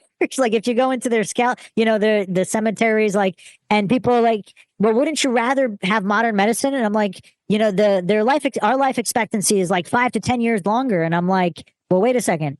Being hooked up to a machine breathing for you and a million medications inflating the average life expectancy. Because right now, I think it's over 70%, somewhere around there, of people over the age of 65 need some kind of severe assisted living. Whereas the Amish, they might die at 70, but they're still walking around pretty healthy at 70. They're not hooked up, they're not relying on everybody to live. So it's a completely different situation. I mean, I kind of on Twitter, if people want to check out my Twitter, I kind of famously expose people's arguments with all their logical fallacies. And I'm actually working on a book on the Dunning-Kruger effect and how it affects society. So on Twitter is like a good example of that, because when people get triggered, they all melt down in the same exact way. They start psychological projection because their subconscious has identified that what you're saying is true, but they can't handle it. You got a combination of cognitive dissonance, narcissism, and it all manifests the same way in everybody's response. I think that's so fascinating. So whether it's a PhD on Twitter or some high school kid, they all end up posting the same way, the same fallacies, the same psychological projection, like all the psychological mechanics all break down the same way once their subconscious has realized that what you're saying is either true or potentially true, and you've pointed out the holes in their entire belief system. Interesting. Now we sidetracked into the Amish, but you were talking about Zambia and Zomia and Tartaria. Oh yeah, so Tartaria. Okay, so Tartaria. Okay, so when you say heaven isn't I think it is possible to be happy. Like one of the things I think is also fascinating, like even today there are uncontacted tribes. So there's uncontacted tribes, mostly, I mean, I don't know how many are left. Not too many are left. But let's say 20 years ago, there was quite a few left all over Southeast Asia, South America, maybe Africa. And if you just showed up in a helicopter with these cell phones that could live stream all around the world, like you would be a god with all of this incredible technology. Yeah. And so is that what has always happened through history, where you had pockets of people that didn't have technology. And I'm actually going to drop something kind of big on Native Americans right now, because I've always been fascinated with Native American mythology and their history, which, by the way, there's a really interesting book. I totally forgot the name, but it's the history of Native Americans in one particular area. I don't remember if it was California or not. They talk about the ancient white man that was there before they were. So that's kind of curious. So with Tartaria, I think it's the missing piece, because I think looking back at all of the history, it's almost like within the world of conspiracy, and I'm not saying anything is true or untrue, but if flat Earth is true, it's almost like it's only level 1 of like the conspiracy tower. And like Tartaria is like moving up, because once you get to Tartaria, like a lot of the flat Earth stuff is, it's almost like it's less interesting, because the history is so much more complex. Because with flat Earth, there's maybe 10, 20 different arguments, right, between globe Earth and flat Earth. I don't know how many people are coming up with new arguments, because unless you're going to fly around yourself. Oh, one other point I forgot with Satan's Little Season. Have you heard of the Land of Jesus? No. Yeah, check that out. I'll send you a link. There's I totally forgot her channel. There's a incredible researcher. She's doing a lot of work where physically, supposedly, there's this large landmass in between Alaska and Asia. And it is the land of Jesus. It's still there right now. It's just censored on maps. And the evidence is that there's almost an entire missing time zone in that area. That doesn't make any sense. And then there's a lot of military in Alaska that supposedly is keeping all that a huge cover up. And Antarctica is almost like a distraction from the land of Jesus. And on all these old maps, like with Tartaria, there's also the land of Jesus. So you have these old Chinese maps that are showing this piece of land with this guy with a cross. And it's just really interesting. It actually, the first time I saw it, I really got mind shocked, because to me, that's kind of shocking, right? Like if there's a large landmass right now, today, in between Alaska and Russia and Asia, like that Bering Strait area. Yeah. How fascinating is that? Yeah. Yeah. I mean, I've heard the theory that, if the 1,000-year millennial reign is real, and then now we're after that, we're in Satan's Little Season. If all that's true, part of that theory is that Jesus is in the North Pole. Yeah. And that's why you look at maps today of the North Pole, and there's like no land. But you look at old maps from the 1500s, there's land masses in the North Pole that had like 4 rivers running into it, and yeah. Have you heard the theory? So this is what I've been researching this the most lately, that whatever advanced technology they used for either mud flood or whatever these wars were in relatively recent history, some people think the Roman Empire was just a few hundred years ago. Yeah. And everything got skewed, because when you think about it logically, how do you know what year anybody was counting from? So you're reading like these historical records, but how do you know what they were counting from? Like, how do you compare one historical document from another? Like, we can count the year, it's the year 2000. What are we counting from? Somebody else has the year 1000, but if they're counting from a different date, we could be on the same year. Yeah. So sure. I think the timeline is for sure all screwed up, for sure. Yeah. If you check out Fomenko's new chronology, that was kind of my introduction to all of this, Anatoly Fomenko, and it's absolutely fascinating, because he actually mathematically breaks down all of these astronomical events, eclipses, whatever that happened, and they don't match the historical record at all. So, isn't he the one who's saying that, the Egyptians, the Romans, and all these epic eras were actually going on at the same time instead of separated by hundreds of thousands of years? So he's pretty complicated. From what I understand, he was kind of saying a lot of these events are all describing the same events, and they're not different. So, like, for example, Napoleon Napoleon the First, the second, that like they were all the same guy, and that Jesus might have been all the same guy from like Mithras and all of these.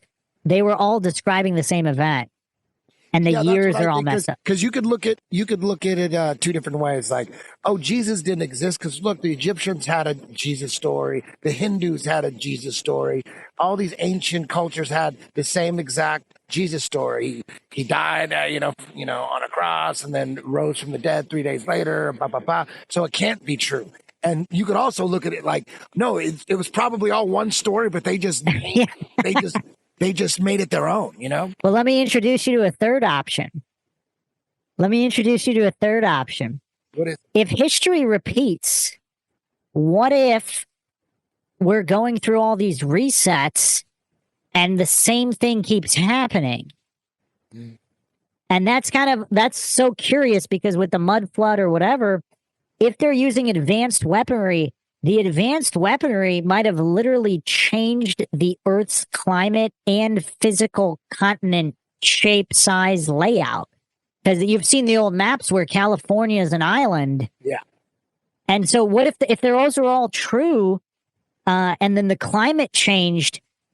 That actually explains a lot, right? Because how stupid, like, do people really think these old map makers are just that dumb? Like, they can do all of these advanced features. They have all the names of cities, which, by the way, on my last episode of The True History of the World, The Real History of the World, I go over Pompeii and Herculaneum.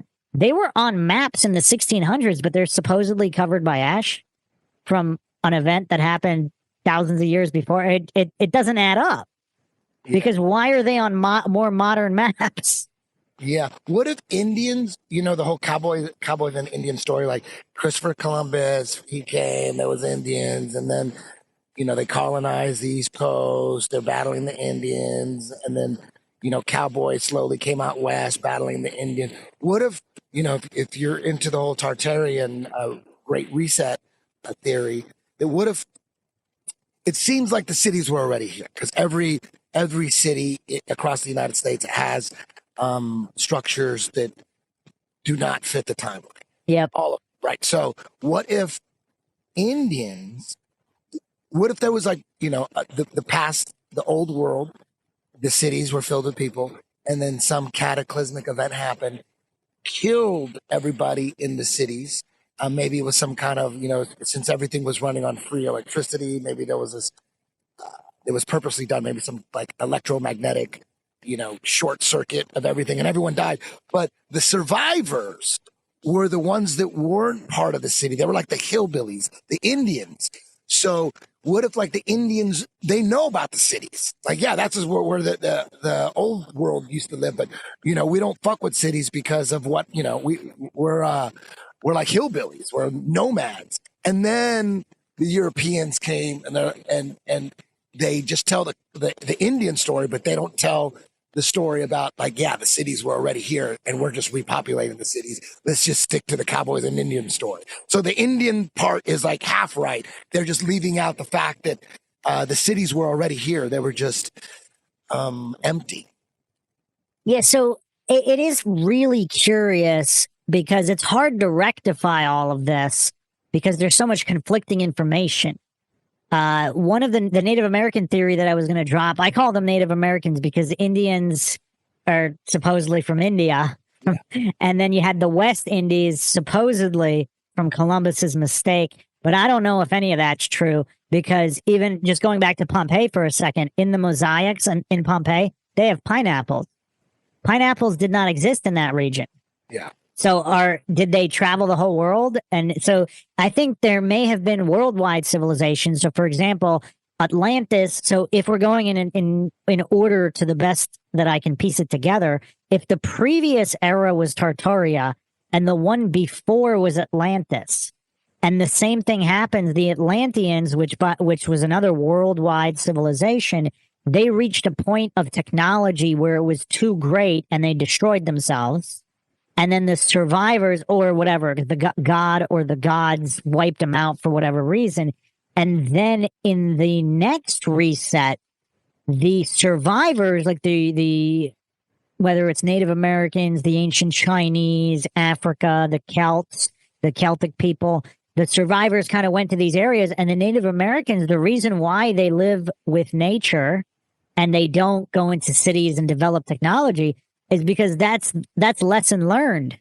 So their whole philosophy of living with nature and not developing tech and avoiding tech is because that's what destroyed the world the previous time. Yes. Imagine a high level Dances with Wolves production, like of like an Indian movie, a movie where it starts off, we see some Indians, see some TPs and all that. Then you follow a few of them off on horses, and then you think, they're in the middle of,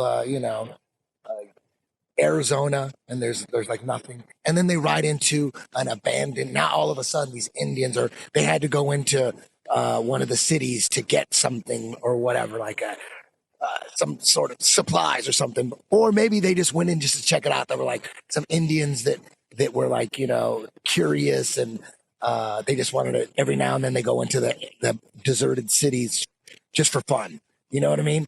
A movie like that where it shows like it's a movie about the old world and the mainstream narrative on U.S. history, like mixed in together.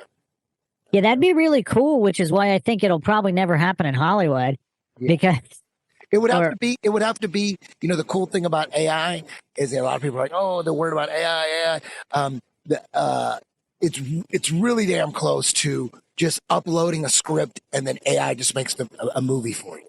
The good thing that's wild. The good thing about that is that anybody's going to be able to make a movie. So no longer are we going to be at the mercy of whatever Miramax or DreamWorks puts out, because by the time they get a script, like some script that some writer wrote without any propaganda, they take scripts and then they flip it, and change it, and then they propagandize it. Now we're gonna have endless movies, that aren't propagandized. So I think AI in that sense is awesome. Well, you think there's not going to be a major reset before that happens? I'm thinking, just logistically looking, because I didn't really think about it the exact way you just laid it out. But now that I'm thinking about it, it seems like the so-called powers that be wouldn't let it get to that point.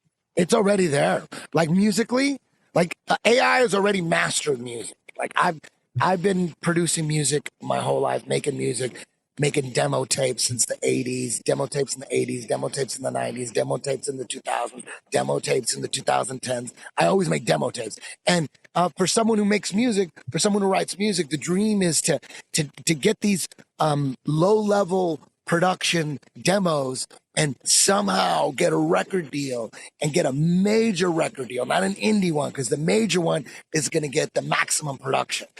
Just like someone who writes movies and is like an aspiring director. Their dream is, at first they write scripts and put together movies with their, low level, low budget production movies. And you could see that there was not that much money involved in the production element. So the same thing with music. The dream is like, I'm going to hopefully a producer or a record executive or some powerful A&R guy can see through the low level production of my demo tape and have vision to see what these songs will sound like with the ultimate production. It's always a dream that most 99.9999% of these dreams from songwriters, they never materialize because they never end up getting a record deal. And if they do, if they're lucky enough, it might be like an indie record deal. And then you have some indie engineer, indie producer, and you got signed and you're on an indie label, but the production still isn't like it would be if you put $1 million into the production and had like Bob Rock or Rick Rubin or like there's only a handful of these engineers that could make your song sound like $1 million. But now with AI, shit, that's easy. All that's gone now. Now with Suno, the app Suno, you just take your demo, old school demo. I've been doing this for the last month. Like I discovered Suno a month ago. I'm like, oh my God, I've been waiting for this my whole fucking life. So I'm taking all my old demos, and I have like 100 old demos from all these different projects that I put together, hoping that someone would have the vision to hopefully get to Atlantic Records and Capitol Records and make it sound what it's supposed to sound like with amazing production. And now with an app, you pay $30 a month. 30 with Suno. You take your old demo, you upload it to Suno. It takes about 30 seconds to upload your demo. Then you write out all the lyrics, but you don't even need to write out the lyrics. They can figure out the lyrics on its own. Like, they can figure out what it's saying, but you write out the lyrics because it makes a lot of mistakes. Because sometimes the production level on these demos are so low that even the AI can't even make out what the fuck you're saying. But like the AI can make out like 85% of what the lyrics are saying, but you write them all out anyways just to make it perfect. And then you give it a prompt, which is basically telling Suno exactly what you would tell an engineer. Because the way I've been doing it, because I've been getting high level production on my I know some high level engineers. Danny Lohner's one of them. Billy Howard's another one that I have to pay a few $1,000s, and it takes months for one song to get the ultimate production. And I have achieved that. I have achieved high level production, but I pay for it. It takes a lot of time, hours and hours all night of engineering to get these songs to sound like high level. Now, upload the song, write out the lyrics, tell it exactly what you want. Press create, and by the time you press create, it takes 20 seconds, and out pops out $1 million production version of your song. It's your song, it's your lyrics, your chord progression, but Suno made it sound like you had the greatest engineer and greatest producer of all time. It's not even just okay production. Yeah. It's the best production. Well, I'm sure. And you can make it reggae. You go, make it a reggae song. You load up a demo, it'll make it a reggae song in 20 seconds. It'll make it a country song in 20 seconds. It'll make it a soul song in 20 seconds. You've seen on YouTube, like Alice in Chains, soul, Soundgarden, country. Yeah, I've played around with those.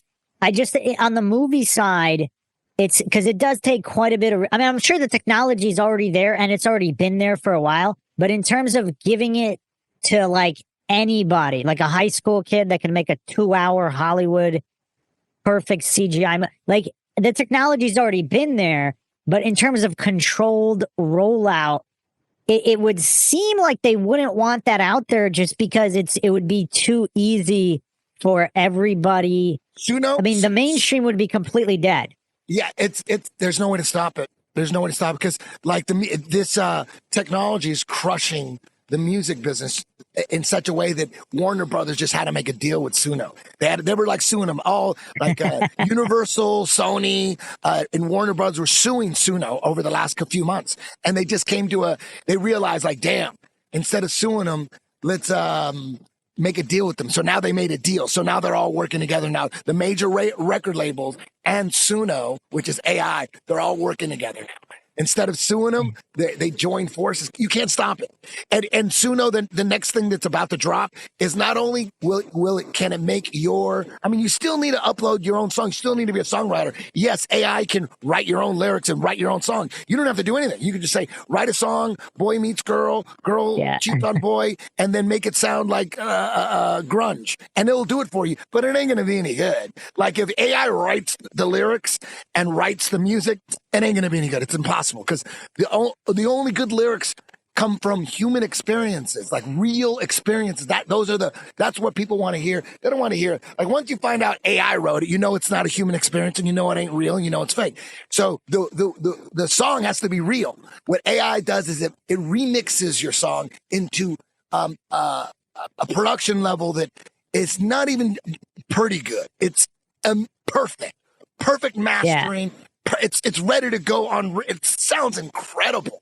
It's incredible. And the crazy thing is right out the gate, when you press create, when you're ready to go, when you upload the song, you upload the lyrics, you give it some prompts, give it some direction.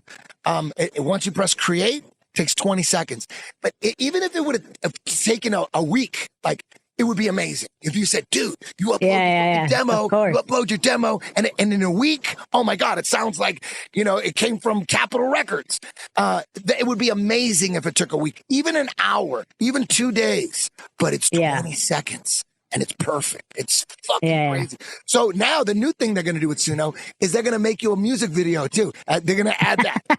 They're going to take your demo and make it sound like $1 million and have a music video with it. Isn't that's crazy? Wild.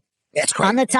On the topic of the music industry, I do have a question for you because I know you know a lot about, because I'm a big fan of 80s metal. But like you, I'm not really a fan of Satanism. So I did have a question for you. Do you think, because I don't think all the bands were in on it. So like, for example, Kiss kind of looks kind of obvious. Some of like the overtly satanic ones. But what about like Whitesnake? Well, Kiss, I grew up a massive Kiss fan. And man, they have, like, when you think about it, Kiss is the perfect Illuminati band. Perfect. Yeah. They got Paul Stanley, which was, I mean, he's like the ambiguous, trans type, like he's kind of fruity, you know, and prances around. And he was like that. He was kind of like the transgender guy in the band. Kinda. He was kind of like, he's like, he always did that shit. And then you had Gene Simmons. That was the demon. He represented the demon. You have a transgender. You have a demon. You have the spaceman. Ace Frehley was the spaceman. That's fucking the biggest psyop of all time. And then you had, I couldn't think of like the drummer, Peter Criss. He was the cat. And the only thing I could think of the cat what would be was like Egyptians worshiped cats, and like Babylonians, ancient Babylonia, they worship cats for some reason. So I don't know, but it does seem like that. And then they called them knights in Satan's service, you know, kings in Satan's service or whatever. So Kiss seems like the ultimate Illuminati band. Were they in on it? I don't know. I don't really think so. I don't know. I mean, maybe. You think like their managers or something just told them that was a good idea? Maybe their manager was Bill Aucoin, who, you know, he had an interesting background, and he was a TV guy who, I don't know. Bill Aucoin, he's dead now, died of AIDS, so I don't know. Do you believe in AIDS and all that shit? But when it comes to this is when I was 15, 1985, and this is when I realized you cannot trust the news, because it's 1985, and I was 15 into hardcore shit. Slayer was like, every song was like about Satan and killing motherfuckers and murdering and sending their souls to hell. Satan all over the place. Hell Awaits was the name of they're so overtly satanic in lyrically, but we never thought as fans of Slayer, we never thought they were actually satanic, because all of us, we were atheists at this time. Grew up Catholic, and then when I was 11, I became atheist because I thought everybody was Catholic. And then once you find out that, like, what's a Muslim? Like, why aren't they Catholic? And what's a Jew? What, Jewish? That's a religion? Like, they don't believe the same shit we believe in? How do we? So at 11, I was like, wait a minute, there's all these other religions? I thought everybody was Catholic. So then I became atheist. And all my friends became atheists at the same time. We grew out our hair, and I would write satanic lyrics. I was in a speed metal band. My first band was a speed metal band, and I love Slayer, Metallica. There was a German thrash scene that was super satanic, but nobody thought they were satanic. I didn't think Slayer was actually satanic. And they were writing satanic ass lyrics, but way more satanic than any of the commercial bands like Motley Crue and Judas Priest. Like Motley Crue might mention like the devil or something, but they were singing about chicks. So like real fans of metal didn't think the super satanic speed metal bands were satanic, and way less did we think that like Motley Crue or Twisted Sister was satanic. They were like a joke. They're like, satanic. These guys don't even sing about. They go, I wanna rock, bum, ba-da-da, bum, ba-da-da, I wanna rock. Like, we thought that was pussy ass shit. That was the furthest thing from Satan. And so in 2020, that ABC News series came out, and they had. Do you remember 2020? What in reference to what? 2020 was a show in the right, ABC show, and they did and it would be an hour-long show, and it would have like 3 segments, 3 different stories, And one of the stories was if your kid has these, yeah, I remember that. Yeah, they may be satanic. So we're watching this, and they were like holding up Twisted Sister albums. So if your son has a Twisted Sister album, he may be satanic. And then they would hold up like Iron Maiden and like Judas Priest. Like if your son's having like, and right there, they didn't even bring up Slayer. Like, how come you guys aren't bringing up Slayer? What about Creator and Sodom and Destruction? There's so many bands that are, they could have easily made it seem way more believable, but they're bringing up like Motley Crue and Twisted Sister. Well, I think my theory, so real quick, because I'm going to tie in the true crime to this as well. My theory, like with Satanic Panic and some of this stuff, I think they do it on purpose for plausible deniability.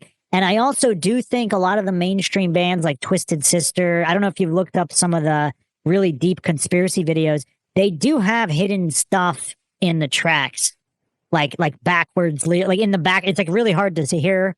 It's really tough, but there is some kind of MK Ultra programming in the mainstream bands as well. But I believe all music, like now looking back, I don't believe that the guys in Slayer went to like satanic churches and prayed to Satan. I think they were just like writing. It's like accusing people who write horror movies as being satanic. To me, it was just, we're just trying to scare people and stuff. But I do believe every musical genre does have some CIA backing, like from the 60s to the 70s to I think like hair metal. I'm sure that was a CIA side. Yeah. I think that was like going out, let's get everyone to dress like girls. But we can't have them be gay yet. That's too much too soon. Let's get them. How are we going to get them to dress like girls? It's going to get them pussy. Like they're going to think that if they look like a chick, they're going to get chicks. So I think that's how they got, because that's kind of dark. That's kind of dark when you think about it that way, right? Yeah, it's like, and then they pulled the plug on it, and they went, you know what? When grunge came in, I go, dude, we got the record sales are low with the hair metal. People were getting the hair metal thing was like, okay, we're done with it. We got people to dress like girls. Okay, now to the next phase was grunge. It's to get them suicidal and addicted to heroin and super depressed. So I think grunge, that was the next CIA psyop. So in your opinion, like White Snake, Dio, like some of these bands, like they weren't like knowingly in it. No. Cool. Yeah, because I still like listening to some of the old 80s metal. Yeah, I still do. I think they're like controlled opposition that didn't know they were controlled opposition. Right, yeah. Now, Manowar, nobody talks about Manowar. Did you like Manowar? I never spent any time I don't even know one song, but I know who they are. They dress like Conan the Barbarian. It was kind of like fantasy metal where they're always talking about swords and medieval stuff. Yes. They actually had there was a speed metal band called Exciter from Canada, and they're all talking, it was always about like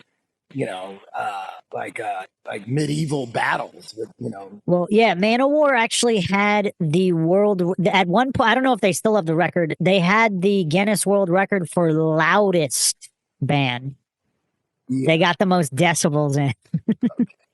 But yeah, we could kind of round this out with the true crime, because you kind of introduced me as true crime. I do a lot of true crime. I do a lot of everything. But with true crime, a lot of people don't realize the level of conspiracy that's going on in these cases, not necessarily to the top of government, but for example, like you've seen Making a Murderer on Netflix. That was like one of the most popular ones. Yeah, I saw that. And that's one of my longest series. Like it's the most obvious wrongful conviction ever, because now in the net, I haven't seen the documentary in so long. I need to see it again. But in the Netflix version, did they get it right? Like, who was at fault? So, or they were trying to steer you in the wrong direction. So two things. There's season 1 and season 2, which are a bit different from each other. That's actually a really interesting question. I think they were afraid, and they only revealed. So the whole reason I did my podcast is because they only revealed 1% of the known corruption. It was like unbelievable. And people were saying, oh, the documentary was just anti-cop. Anti-cop. That documentary was pro-cop compared to the amount of corruption there was. Like, for example, people say, oh, he threw a cat in a fire. Stephen Avery, like, it's on record, the guy that he was with actually has a handwritten statement admitting that he picked up the cat and threw it in the fire. And Stephen Avery just happened to be there, and he was like blackout drunk. Now, real quick, can you just give me a brief synopsis on it real quick? Remind me of what it's about again? Yeah, so Stephen Avery's this guy in Wisconsin. His family owns a junkyard. He was, in 1985, he was framed, and I actually interviewed the guy whose testimony is just absolutely incredible for this, but he was actually framed for the assault of a woman on a beach while he was at, I forgot which restaurant, like McDonald's or Burger King.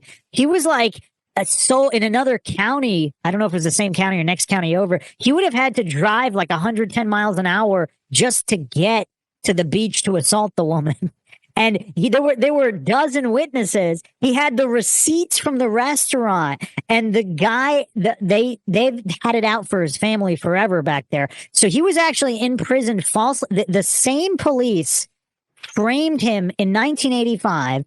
Then he finally gets out of jail somewhere around 2000. I forgot the exact year, 2001, 2003, somewhere around there.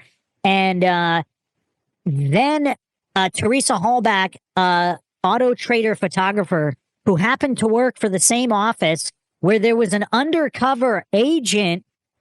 Like, this thing is just bonkers. And the documentary didn't even go into that. Like, they didn't expose any of this. And so she ends up coming to take a photograph of his sister's van. And by the way, Avery lives in a trailer right next to his sister in a junkyard where on Halloween, dozens of people are coming and going and talking to Stephen Avery. And somehow he has time to have a bonfire where he kills her, he burns her, but somehow the plastic from the cell phone survives, which, by the way, the cell phone is pinging towers after she left him, after she left his residence. And anyway, she disappeared, supposedly cremated. There's no actual DNA evidence she's even dead. And they put him in prison, and he's still in prison today. And so he gets out of prison by the same cops that framed him. And not only did they frame him, they had recorded calls. He was suing them. There's tens of millions of dollars on the line because he's suing them. So the people that think he's guilty are basically saying the people that framed him when their careers and tens of millions of dollars were not on the line, they somehow wouldn't do it when it was. Yeah. So that's like the quick summary. And so there's no evidence of anything. So he supposedly kills her in his trailer. Then they also said he killed her in the garage. There's not a single speck of blood anywhere. There's like years of dust and grime in the garage.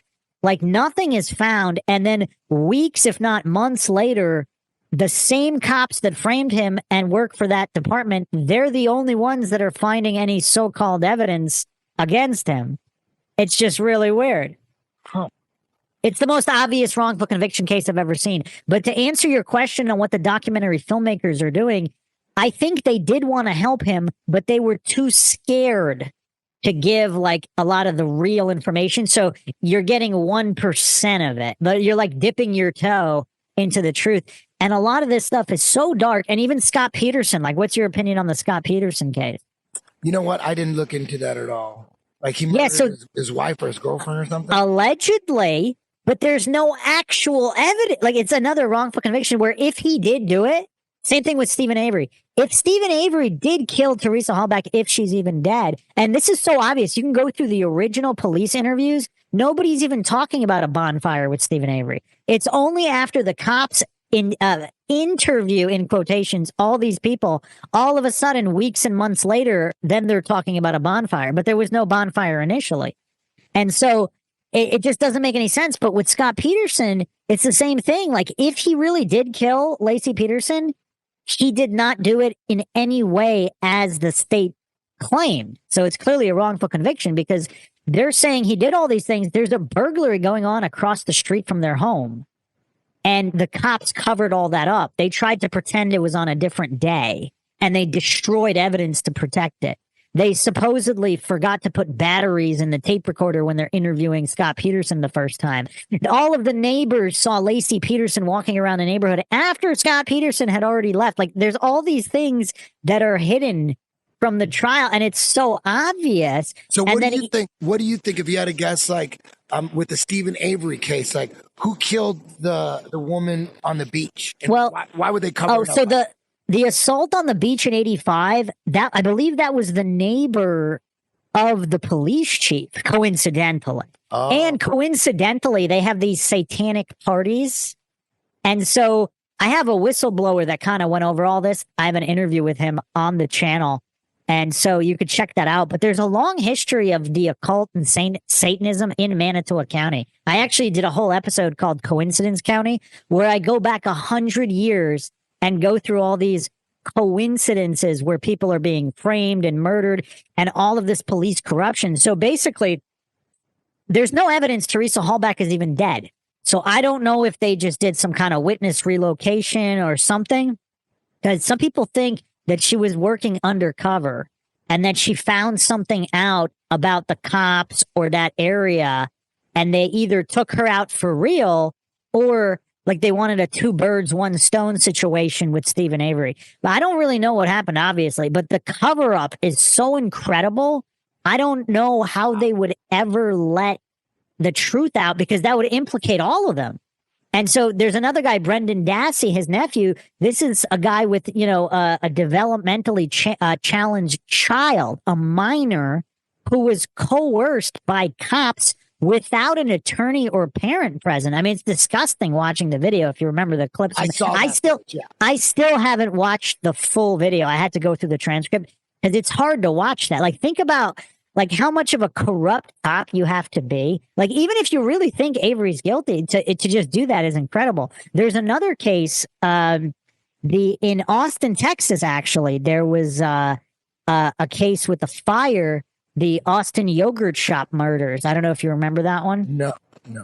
And when they were interviewing the suspects, one of the cops actually took out his gun and put it to the back of the guy's head and pressed it against his skull during the so-called interview.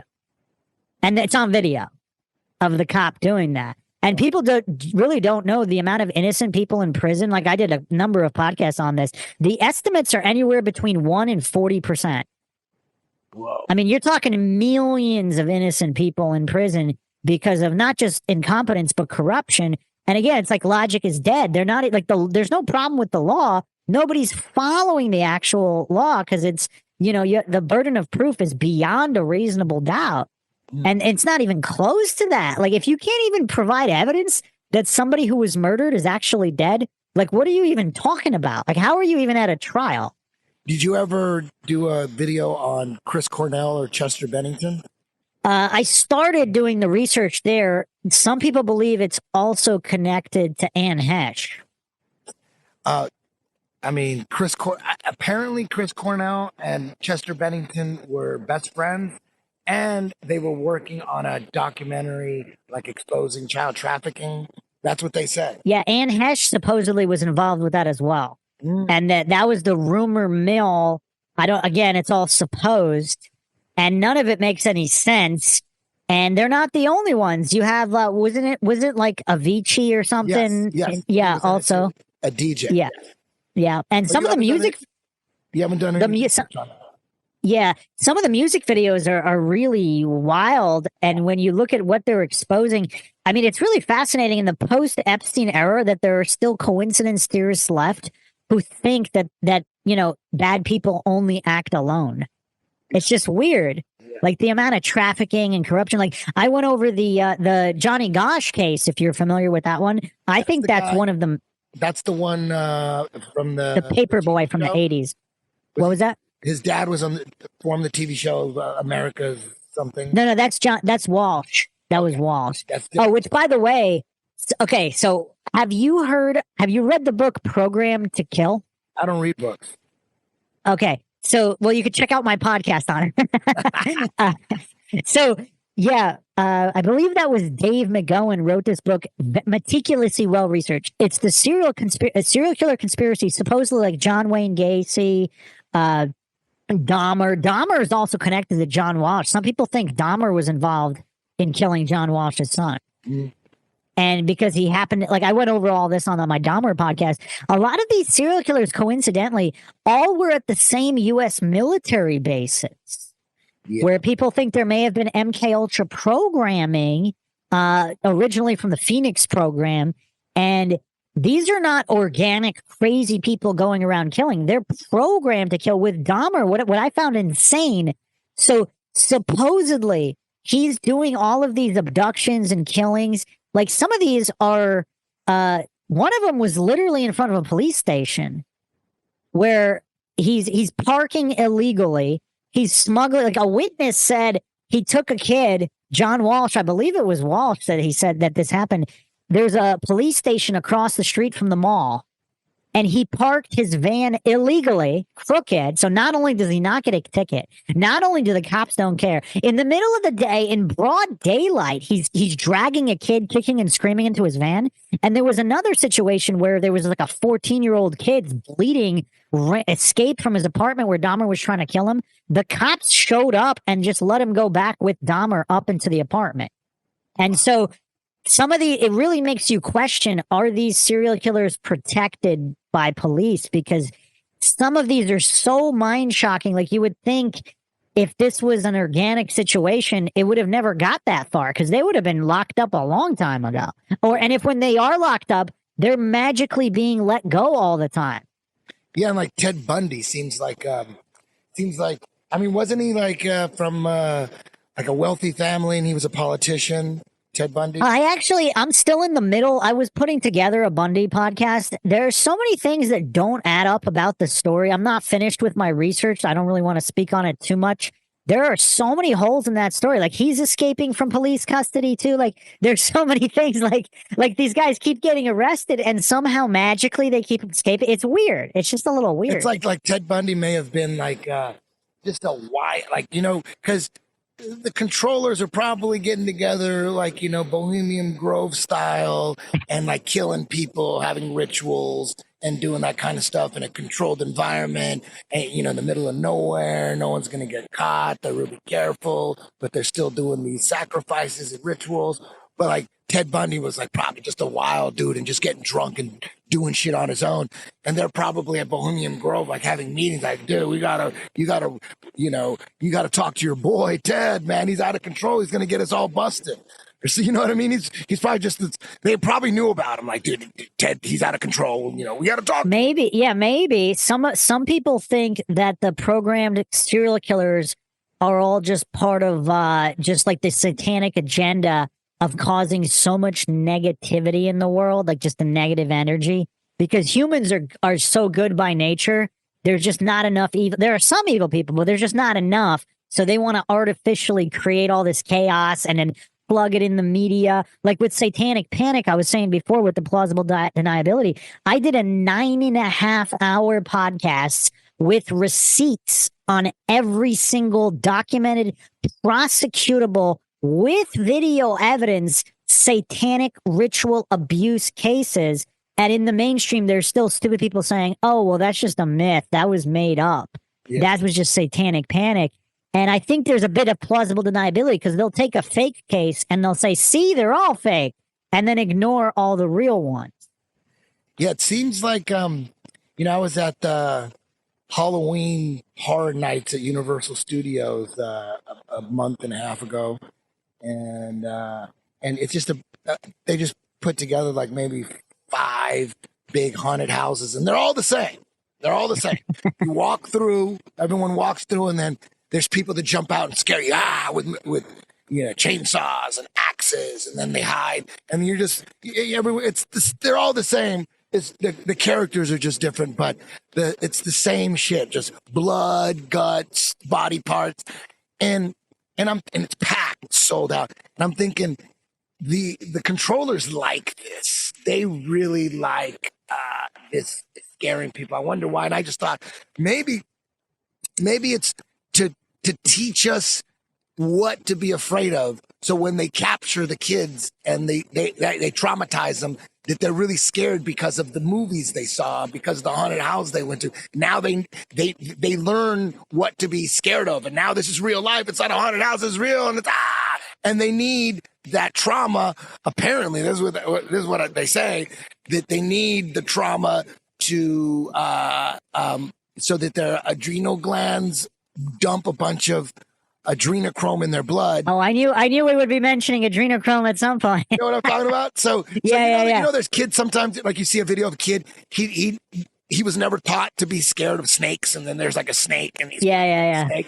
So I think they realize that they need to teach people what to be afraid of, and then I think a lot of the satanic rituals and some people really believe in that shit and Satan and all that, and I believe. But it's also, even if you don't believe in it, you get the kids in there and you pretend like you're the satanic priest just to scare them, just so that their blood is more powerful. Yeah, have you seen the Loosh theories? That sounds familiar. Yeah, Loosh is simply like the negative entities of the world want more negative energy. So when any kind of fear or hate or evil, that just feeds the demons with the energy. I could buy that. So they want as much as possible of that in the world. And so, yeah. So, but just another interview for you would be great. If you're not familiar with the Johnny Gosch case, Johnny Gosch was early 80s disappearance of a newspaper boy in Des Moines, Iowa. And then doesn't he turn up like he's like 10 years later or 5 years later? He turns up at his mom's house, and apparently, it seems that's like the one. He got kidnapped into a great interview. A great interview for you would be his mother, Noreen Gosch. And she's uncovered, like, she was discovering all of these like corrupt conspiracies. Like the police chief was involved with all of these like Epstein part. Like this was Epstein before Epstein. The Gosch case is connected to the Franklin scandal, which has the amount of whistleblowers there is Paul Bonacci is one of the biggest ones. And it's actually kind of crazy. You can't find the full episode on America's Most Wanted. Like it aired on national television, and somehow, like I'm pretty good at finding stuff online. Somehow nobody has been able to find, like nobody taped it off TV. Like there's little clips.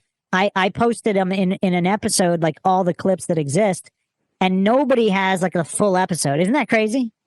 Yeah. Like every other show, like there's every single episode of Cops or like any of these other shows, like every single episode is available. It's available streaming. It's available here. Somebody's got an old VHS, but nobody has it. But she would be a great interview for you. But Paul Bonacci was one of the first major whistleblowers. He actually drew a schematic of the White House, including all the restricted areas where nobody's allowed to go. Like, how would some random kid know that? Yeah.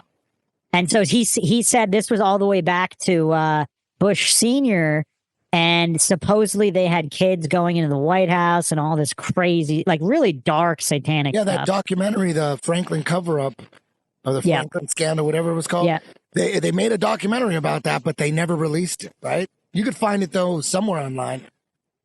Are you talking? Yeah, there is. It's called based on the book. Conspiracy of Silence. Yes. Yeah. You can find that online, and that's the tip of the iceberg, by the way. Like, it's so dark. I have a whole Johnny Gosch series going over all of it, and I mean, it's so like the amount of receipts, like coincidence theorists pretend the conspiracy theorists are just crazy, but the amount of evidence is so extreme. I mean, it's just most people don't realize just the sheer amount of evidence available for all. Like, I have literal newspaper articles on the screen. You have actual rings of traffickers being arrested in that area, including the names that these whistleblowers gave. And they'll say, oh, well, they're just crazy, and somehow making it up and somehow guessing everything correctly. It's just a little weird, right? Yeah. I don't know if you've heard about this, and this may not be true, but I heard that Courtney Love contacted Candace Owens and told her that she's coming clean, that the CIA had Kurt Cobain taken out. Okay, so I didn't know that this was going to go here, but I did a whole podcast on Kurt Cobain. So Courtney Love, a lot of people don't know this. There's documented evidence of her just somehow, I don't know on whose dime, traveling the world, and she's working at all these strip clubs, allegedly she's like an escort for all these like politicians all around the world. And the amount of just sketchy background there. So that's really interesting. The CIA connections between Courtney Love and Kurt Cobain, there's something weird going on there for sure. I don't know exactly what it is. Because, you know, there's some people that think she had something to do with it and that it was a cover up. But if she had something to do with it and there was a cover up, like why would the Seattle Police Department give a fuck about Courtney Love? Like it would have to be like a CIA thing, right? It would have to be like something bigger than her, right? So if you actually look at the amount of people connected to her that died, I mean, it's not, I don't know if it's Clinton level, but if you go through Courtney Love's history, it's pretty dark with the amount of cover-ups, and it's like the same coroner doing the autopsy all the time who's saying that, yeah, this is all like an accidental death. Because I'm going to drop Kristen Pfaff's name. Nobody talks about her anymore. She was in the band Hole with Courtney Love. Do you remember Kristen Pfaff? Yeah, she was the bass player that she had. Apparently, she OD'd, right? Supposedly. Have you ever looked into it? I looked into it a little bit. Yeah, no, that's a wild one. There's missing pages from her diary, like all of it. It doesn't make any sense. The story doesn't make any sense. It really seems like Courtney Love has way too many connections to all these people that died. And you combine that with her background of just traveling the world randomly and being involved with all of this. And then after Kurt Cobain dies, now she's like this super powerhouse in the industry. And again, I'm not a musician, but the opinion is Courtney Love is not this great musician.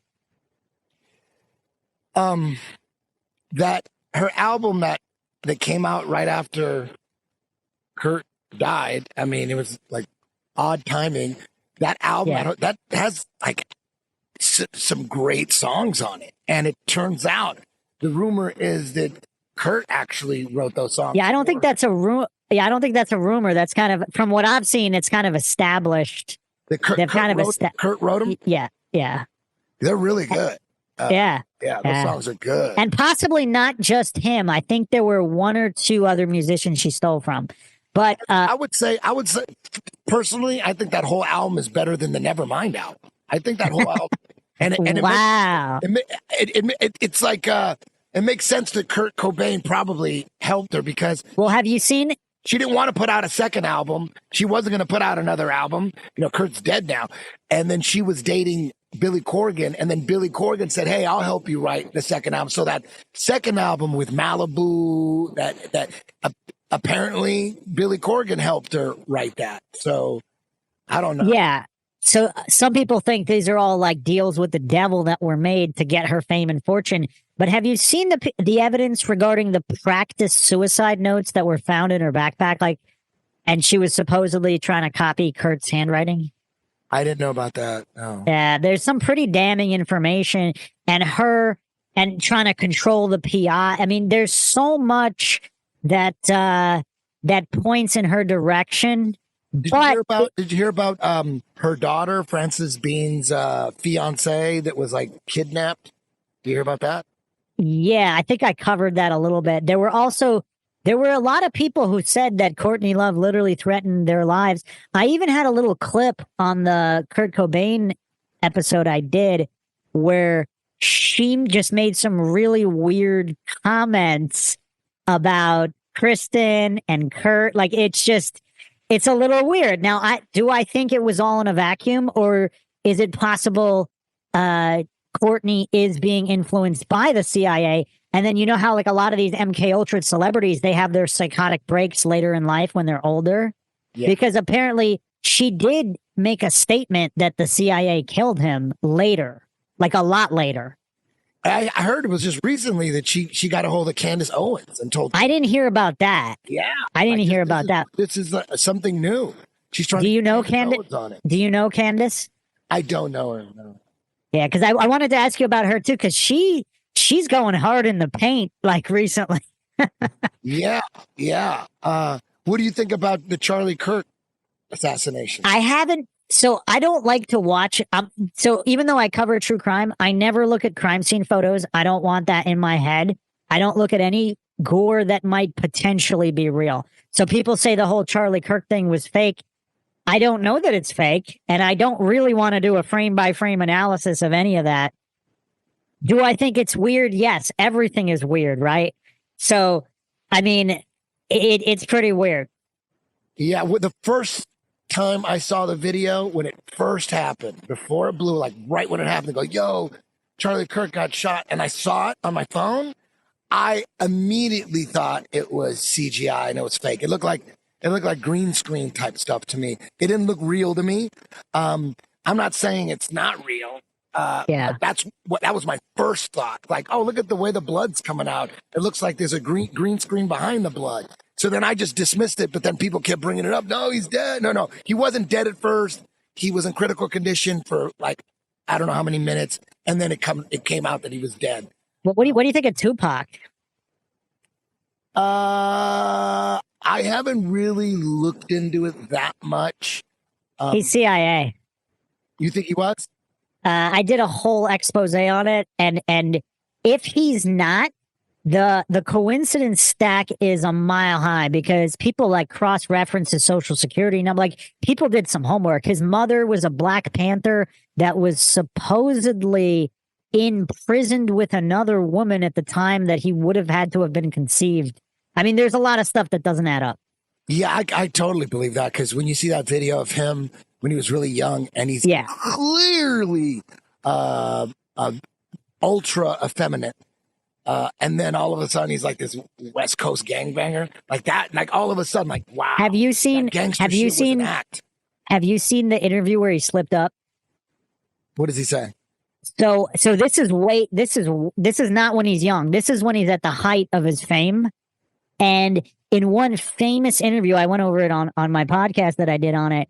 He slips up because he gets really into talking about like the West Side, East Side, and like stopping violence and all that. And he says something about like G's, like West Side and East Side G's, like sleeping with each other. And then you could see the look on his face where he realizes, holy crap, what did I just say? And then he's like, oh, and by G's, I mean women. So anybody who's been around back then knows you don't call G's for gangsta. Yeah. Like, you don't call a woman a gang. Like, you don't call, I've never seen anyone reference, I've lived in some cities. I've never seen or heard anybody reference a woman as a G. Have you? No. And it's so obvious from the look on his face when he realizes what he just said. Yeah, the whole gangster rap psyop, that's the craziest one of all. I think even crazier than the 60s one. Like the David. Yeah. I think it's crazy because the rap one was specifically designed to get people in jail. Like that's, and what's worse than that? And along the way, while people are going to jail, people are also dying and getting murdered too. So the whole thing where, black people commit more crime per capita, this than white people than that, than more capita. Dude, it's because of rap, gangster rap music. That shit's so powerful. Music is so powerful. And they haven't even let up on the gas at all. You watch music videos, rap music videos. Yeah. They're not even gangster. They don't even have, it's not even about gangs anymore. It's just about criminal activity. Like today, the rap videos today, they got, there's always stacks of cash and guns. And it's unbelievable that it's not illegal to have music videos like that. And I love Scarface, I love Goodfellas and all that shit. And I think that has some influence too, but rap videos with stacks of money, like every rapper has to have at least one video in like a jewelry store or like in a coke operation room where they're bagging up coke and there's drugs and there's fucking cash and there's guns. There's so many videos. It's pretty bad. There's no way that that's not the reason, these prisons are being filled up. I think that's the main reason. The main reason is the gangster rap, like the hardcore. And a lot of it's awesome. I love it. Like Kodak Black, he's guilty of all that shit, but he got a song called Skrilla. I love the song Skrilla, but man, I'm not easily influenced. I'm not going to kill nobody and go to jail or anything like that. Yeah. But young, people are very impressionable, and when they grow up and without any money, and they see all this money, and all you got to do is sell drugs and fucking. What do you think of DMX? I think he was the realest one. I think that's actually what I said. That's what I said on I did a whole deep dive on DMX. Yeah, and he's the realest rapper of all time, and the best one. He's the best one, the realest one. He was against all that shit. He hated P. Diddy. He hated all that crazy shit. The videos with him, and because I actually thought it was hilarious because supposedly P. Diddy has this whole like homo agenda with all the rappers. And DMX's description of his meeting with P. Diddy was hilarious because can you imagine if P. Diddy tried to try something with DMX? It's like he was against all that shit. He was against all that. Well, physically he would have beat P. Diddy up, and it would have been funny if that actually happened. But DMX was definitely the realist, and he specifically talked about how the culture is just because it's made to destroy culture. And not just for black people, like they try to rope in as many like of all ethnicities to like the music. I mean, I didn't do a whole episode, but I did one of my lives. I was talking about the whole wigger thing where like they're trying to like with John Cena and Vanilla Ice and all that stuff where they were trying to mainstream like the so-called gangster rap culture, like not just for black people. It was really weird. Like it seemed very heavy-handed. They got Mexicans in on it because there's a lot of Mexican rappers that are super violent and they're causing the same kind of jail time and murder. And criminal activity.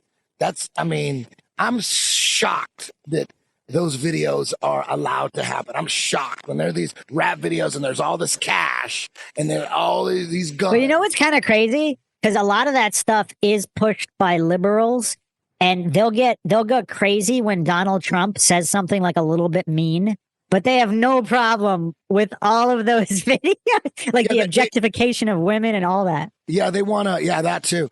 They want to take our guns away from us, but they have no problem with guns in music videos or movies. They have no problem with that. They love that. And the gun billboards are always like a guy with a gun. You know, there's always another reason why like I do a lot of logical analyses is like some of these aren't even debates. Like every time you ban guns, the murder rate goes up. Every time governments take guns away from citizens, people don't know. Like Piers Morgan, I have nothing positive to say about Piers Morgan. I mean, that guy is such a goof.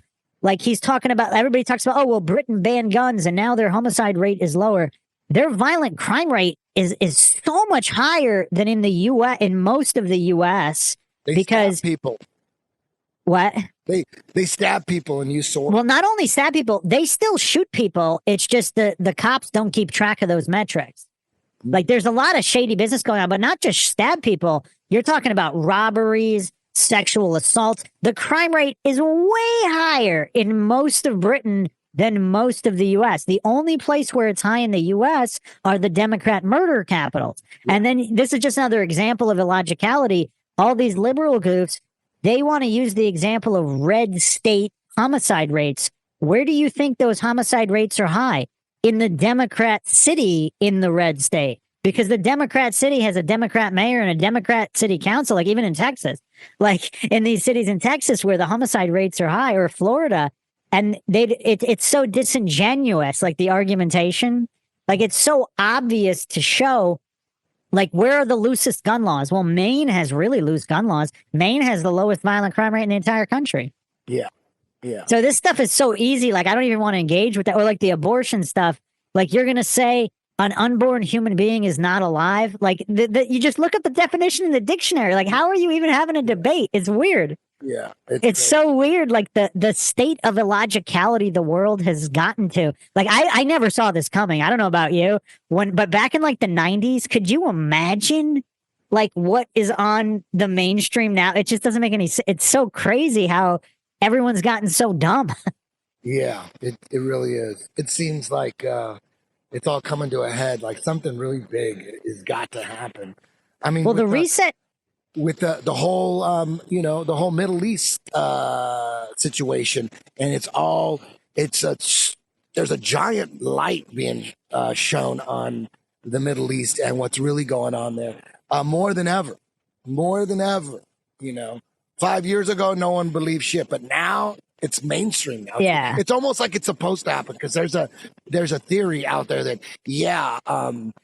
Israel wants everybody to know what they're doing so that everyone's against Israel, so that they could have World War III and then they could build a third temple or some kind of religious shit like that. Like that's why it's all out in the open, because they want it to be out in the open. Well, I think if the reset is scheduled for approximately 2030, from what I've seen, based on different things. So, I mean, just the technological jumps in the past 10 years. Like, think about it. The jumps from the 80s to 90s weren't that crazy, right? Or from the 70s to the 80s. Look at the jump from even, let's say, 2010 to 2025. Yeah. That jump is huge. Yeah. So what kind of a jump is going to happen in the next 5 years? Yeah. And is it sustainable? If it's not sustainable, are we in for the next reset? And then whatever's going to happen, either it's like a Thanos snap and people just disappear, like the 144,000 souls or whatever, and everybody else just vanishes, or there's some kind of advanced weaponry, and then it all starts all over again. Yeah. It's horrible. Bruce, I'm going to let you go. You're awesome. We're going to do this on a regular basis, man. We have to. We got so much shit to. I hope I didn't leave. Like, if you wanted something specific, I hope I answered it. Dude, we covered so much. Yeah. Oh, real quick. Based on, I know you've done extensive research on JonBenet Ramsey. Who do you think did it? So JonBenet Ramsey, believe it or not, so the Judge Long confessions are required reading. He actually mentions Moscow, Idaho as a satanic trafficking corridor of satanic activity. So I'm sure you're familiar with the Moscow murders at the University of Idaho. I don't know. Brian Koberger, where it was huge news. Yeah. What year was that? It's a couple years ago. Oh, shit. It was huge. It was like the biggest thing since O.J. Simpson. Because 4 college kids were stabbed brutally. University of Idaho. Man. Yeah, check that out. But I just thought it was interesting because I've never heard of Moscow, Idaho until the Moscow murders at the University of Idaho. But then I discovered Judge Long's confession from years and years ago. This is like around 2000 somewhere, if not earlier, somewhere around there. And he's talking about Moscow, Idaho as a satanic corridor. And so with JonBenet Ramsey, it's not an easy answer. It looks, and so John Ramsey, her father, his father, Dudley Ramsey, was actually involved in North Fox Island, which was trafficking of young boys in Michigan, where his family's from. So JonBenet Ramsey's father's father, yeah, was involved in child trafficking.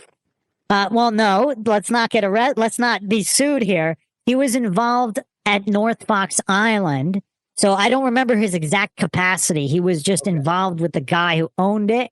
And that guy was involved in trafficking. So he was connected to that guy somehow. Okay. And you want to hear something really crazy? Kathy O'Brien, you know Kathy O'Brien, yes, right? I do know her, whistleblower from... yeah. She said she saw John Ramsey on a boat to there's Beaver Island, which is supposedly where they took the girls, and North Fox Island, where they took the boys. She said she saw John Ramsey on a boat one time going to one of the islands. And it gets crazier. Patsy Ramsey was one of the rainbow girls of like the Illuminati Freemasonry secret society rankings, connected to that. And supposedly she's connected to another guy who was an MK Ultra handler, also connected to Kathy O'Brien. So Kathy O'Brien would be good to talk to about the Ramsey case. But those are all weird coincidences, right?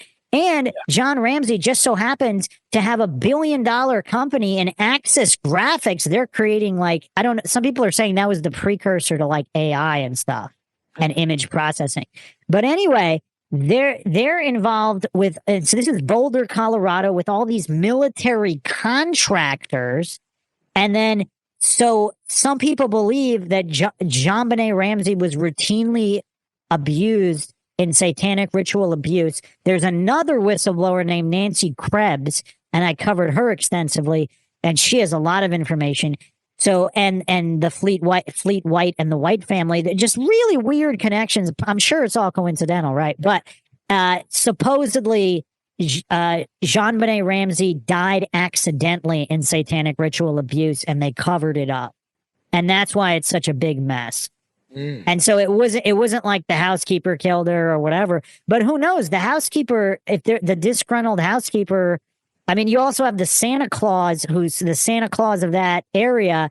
His McReynolds, his wife, coincidentally wrote a play about a girl that gets killed in a basement, like years earlier. I think to the exact day, like there was some weird anniversary conspiracy to the day. I mean, the coincidence stack is a mile high. You can't make this stuff up. So I don't have an answer for you on who killed her, but I'm not sure it's as clear cut as one person just randomly wanted to abduct or kill her or whatever. I was talking to someone last night, and JonBenet Ramsey came up, and he said that I don't know how deeply he looked into it, but he said it was her brother. Her brother's definitely weird, no question. There was actually a third whistleblower, a woman whose husband worked for a government agency, who said that he was involved in that area and that there was something with John Ramsey could never tell the truth. Because can you imagine if it was satanic ritual abuse and John Ramsey's involved in satanic Illuminati stuff? Like, how is he ever going to tell the truth? Yeah. And so if Burke, the son, if he knew certain things, like he would definitely not be mentally normal, right? And they might have also MK Ultra'd him to forget what happened. Yeah. We never talk about that. Like if there's certain events, people could also be like the whole MIB, lose your memory thing. And Just but the like thing about Sirhan, he doesn't remember anything about the RFK assassination. They probably just, he says, everyone said I did it, so I guess I did it, but I don't remember anything. Yeah, it's crazy. Yeah, the patsies are crazy because it doesn't make a lot of sense. But yeah, the answer, what fascinates me about the JonBenet Ramsey case is it seems like every rabbit hole has so many feasibility. Like if you listen to my series, like I spent 1 hour or 2 hours on coincidences that have nothing to do with anything, but somehow there's like 10 levels of coincidence on where the tape was manufactured that was used on her mouth. Like, it's just so weird. It happened to be from the same small town in North Carolina or whatever, that this random blogger was leaking information. Like, what are the chances out of 30,000 cities in the U.S.? Like, these coincidences just catch my eye. It's like, statistically, what are the chances? It just doesn't, it's almost like it's all planted there as a psyop, right? Yeah. Yeah. So. Damn. Well, next time, let's get deep into OJ.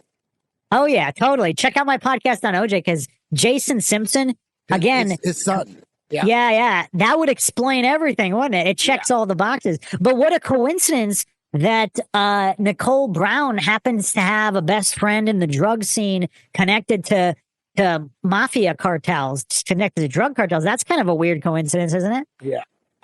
So there's a lot there too. But all right, this was fun, man. Oh yeah. So watch.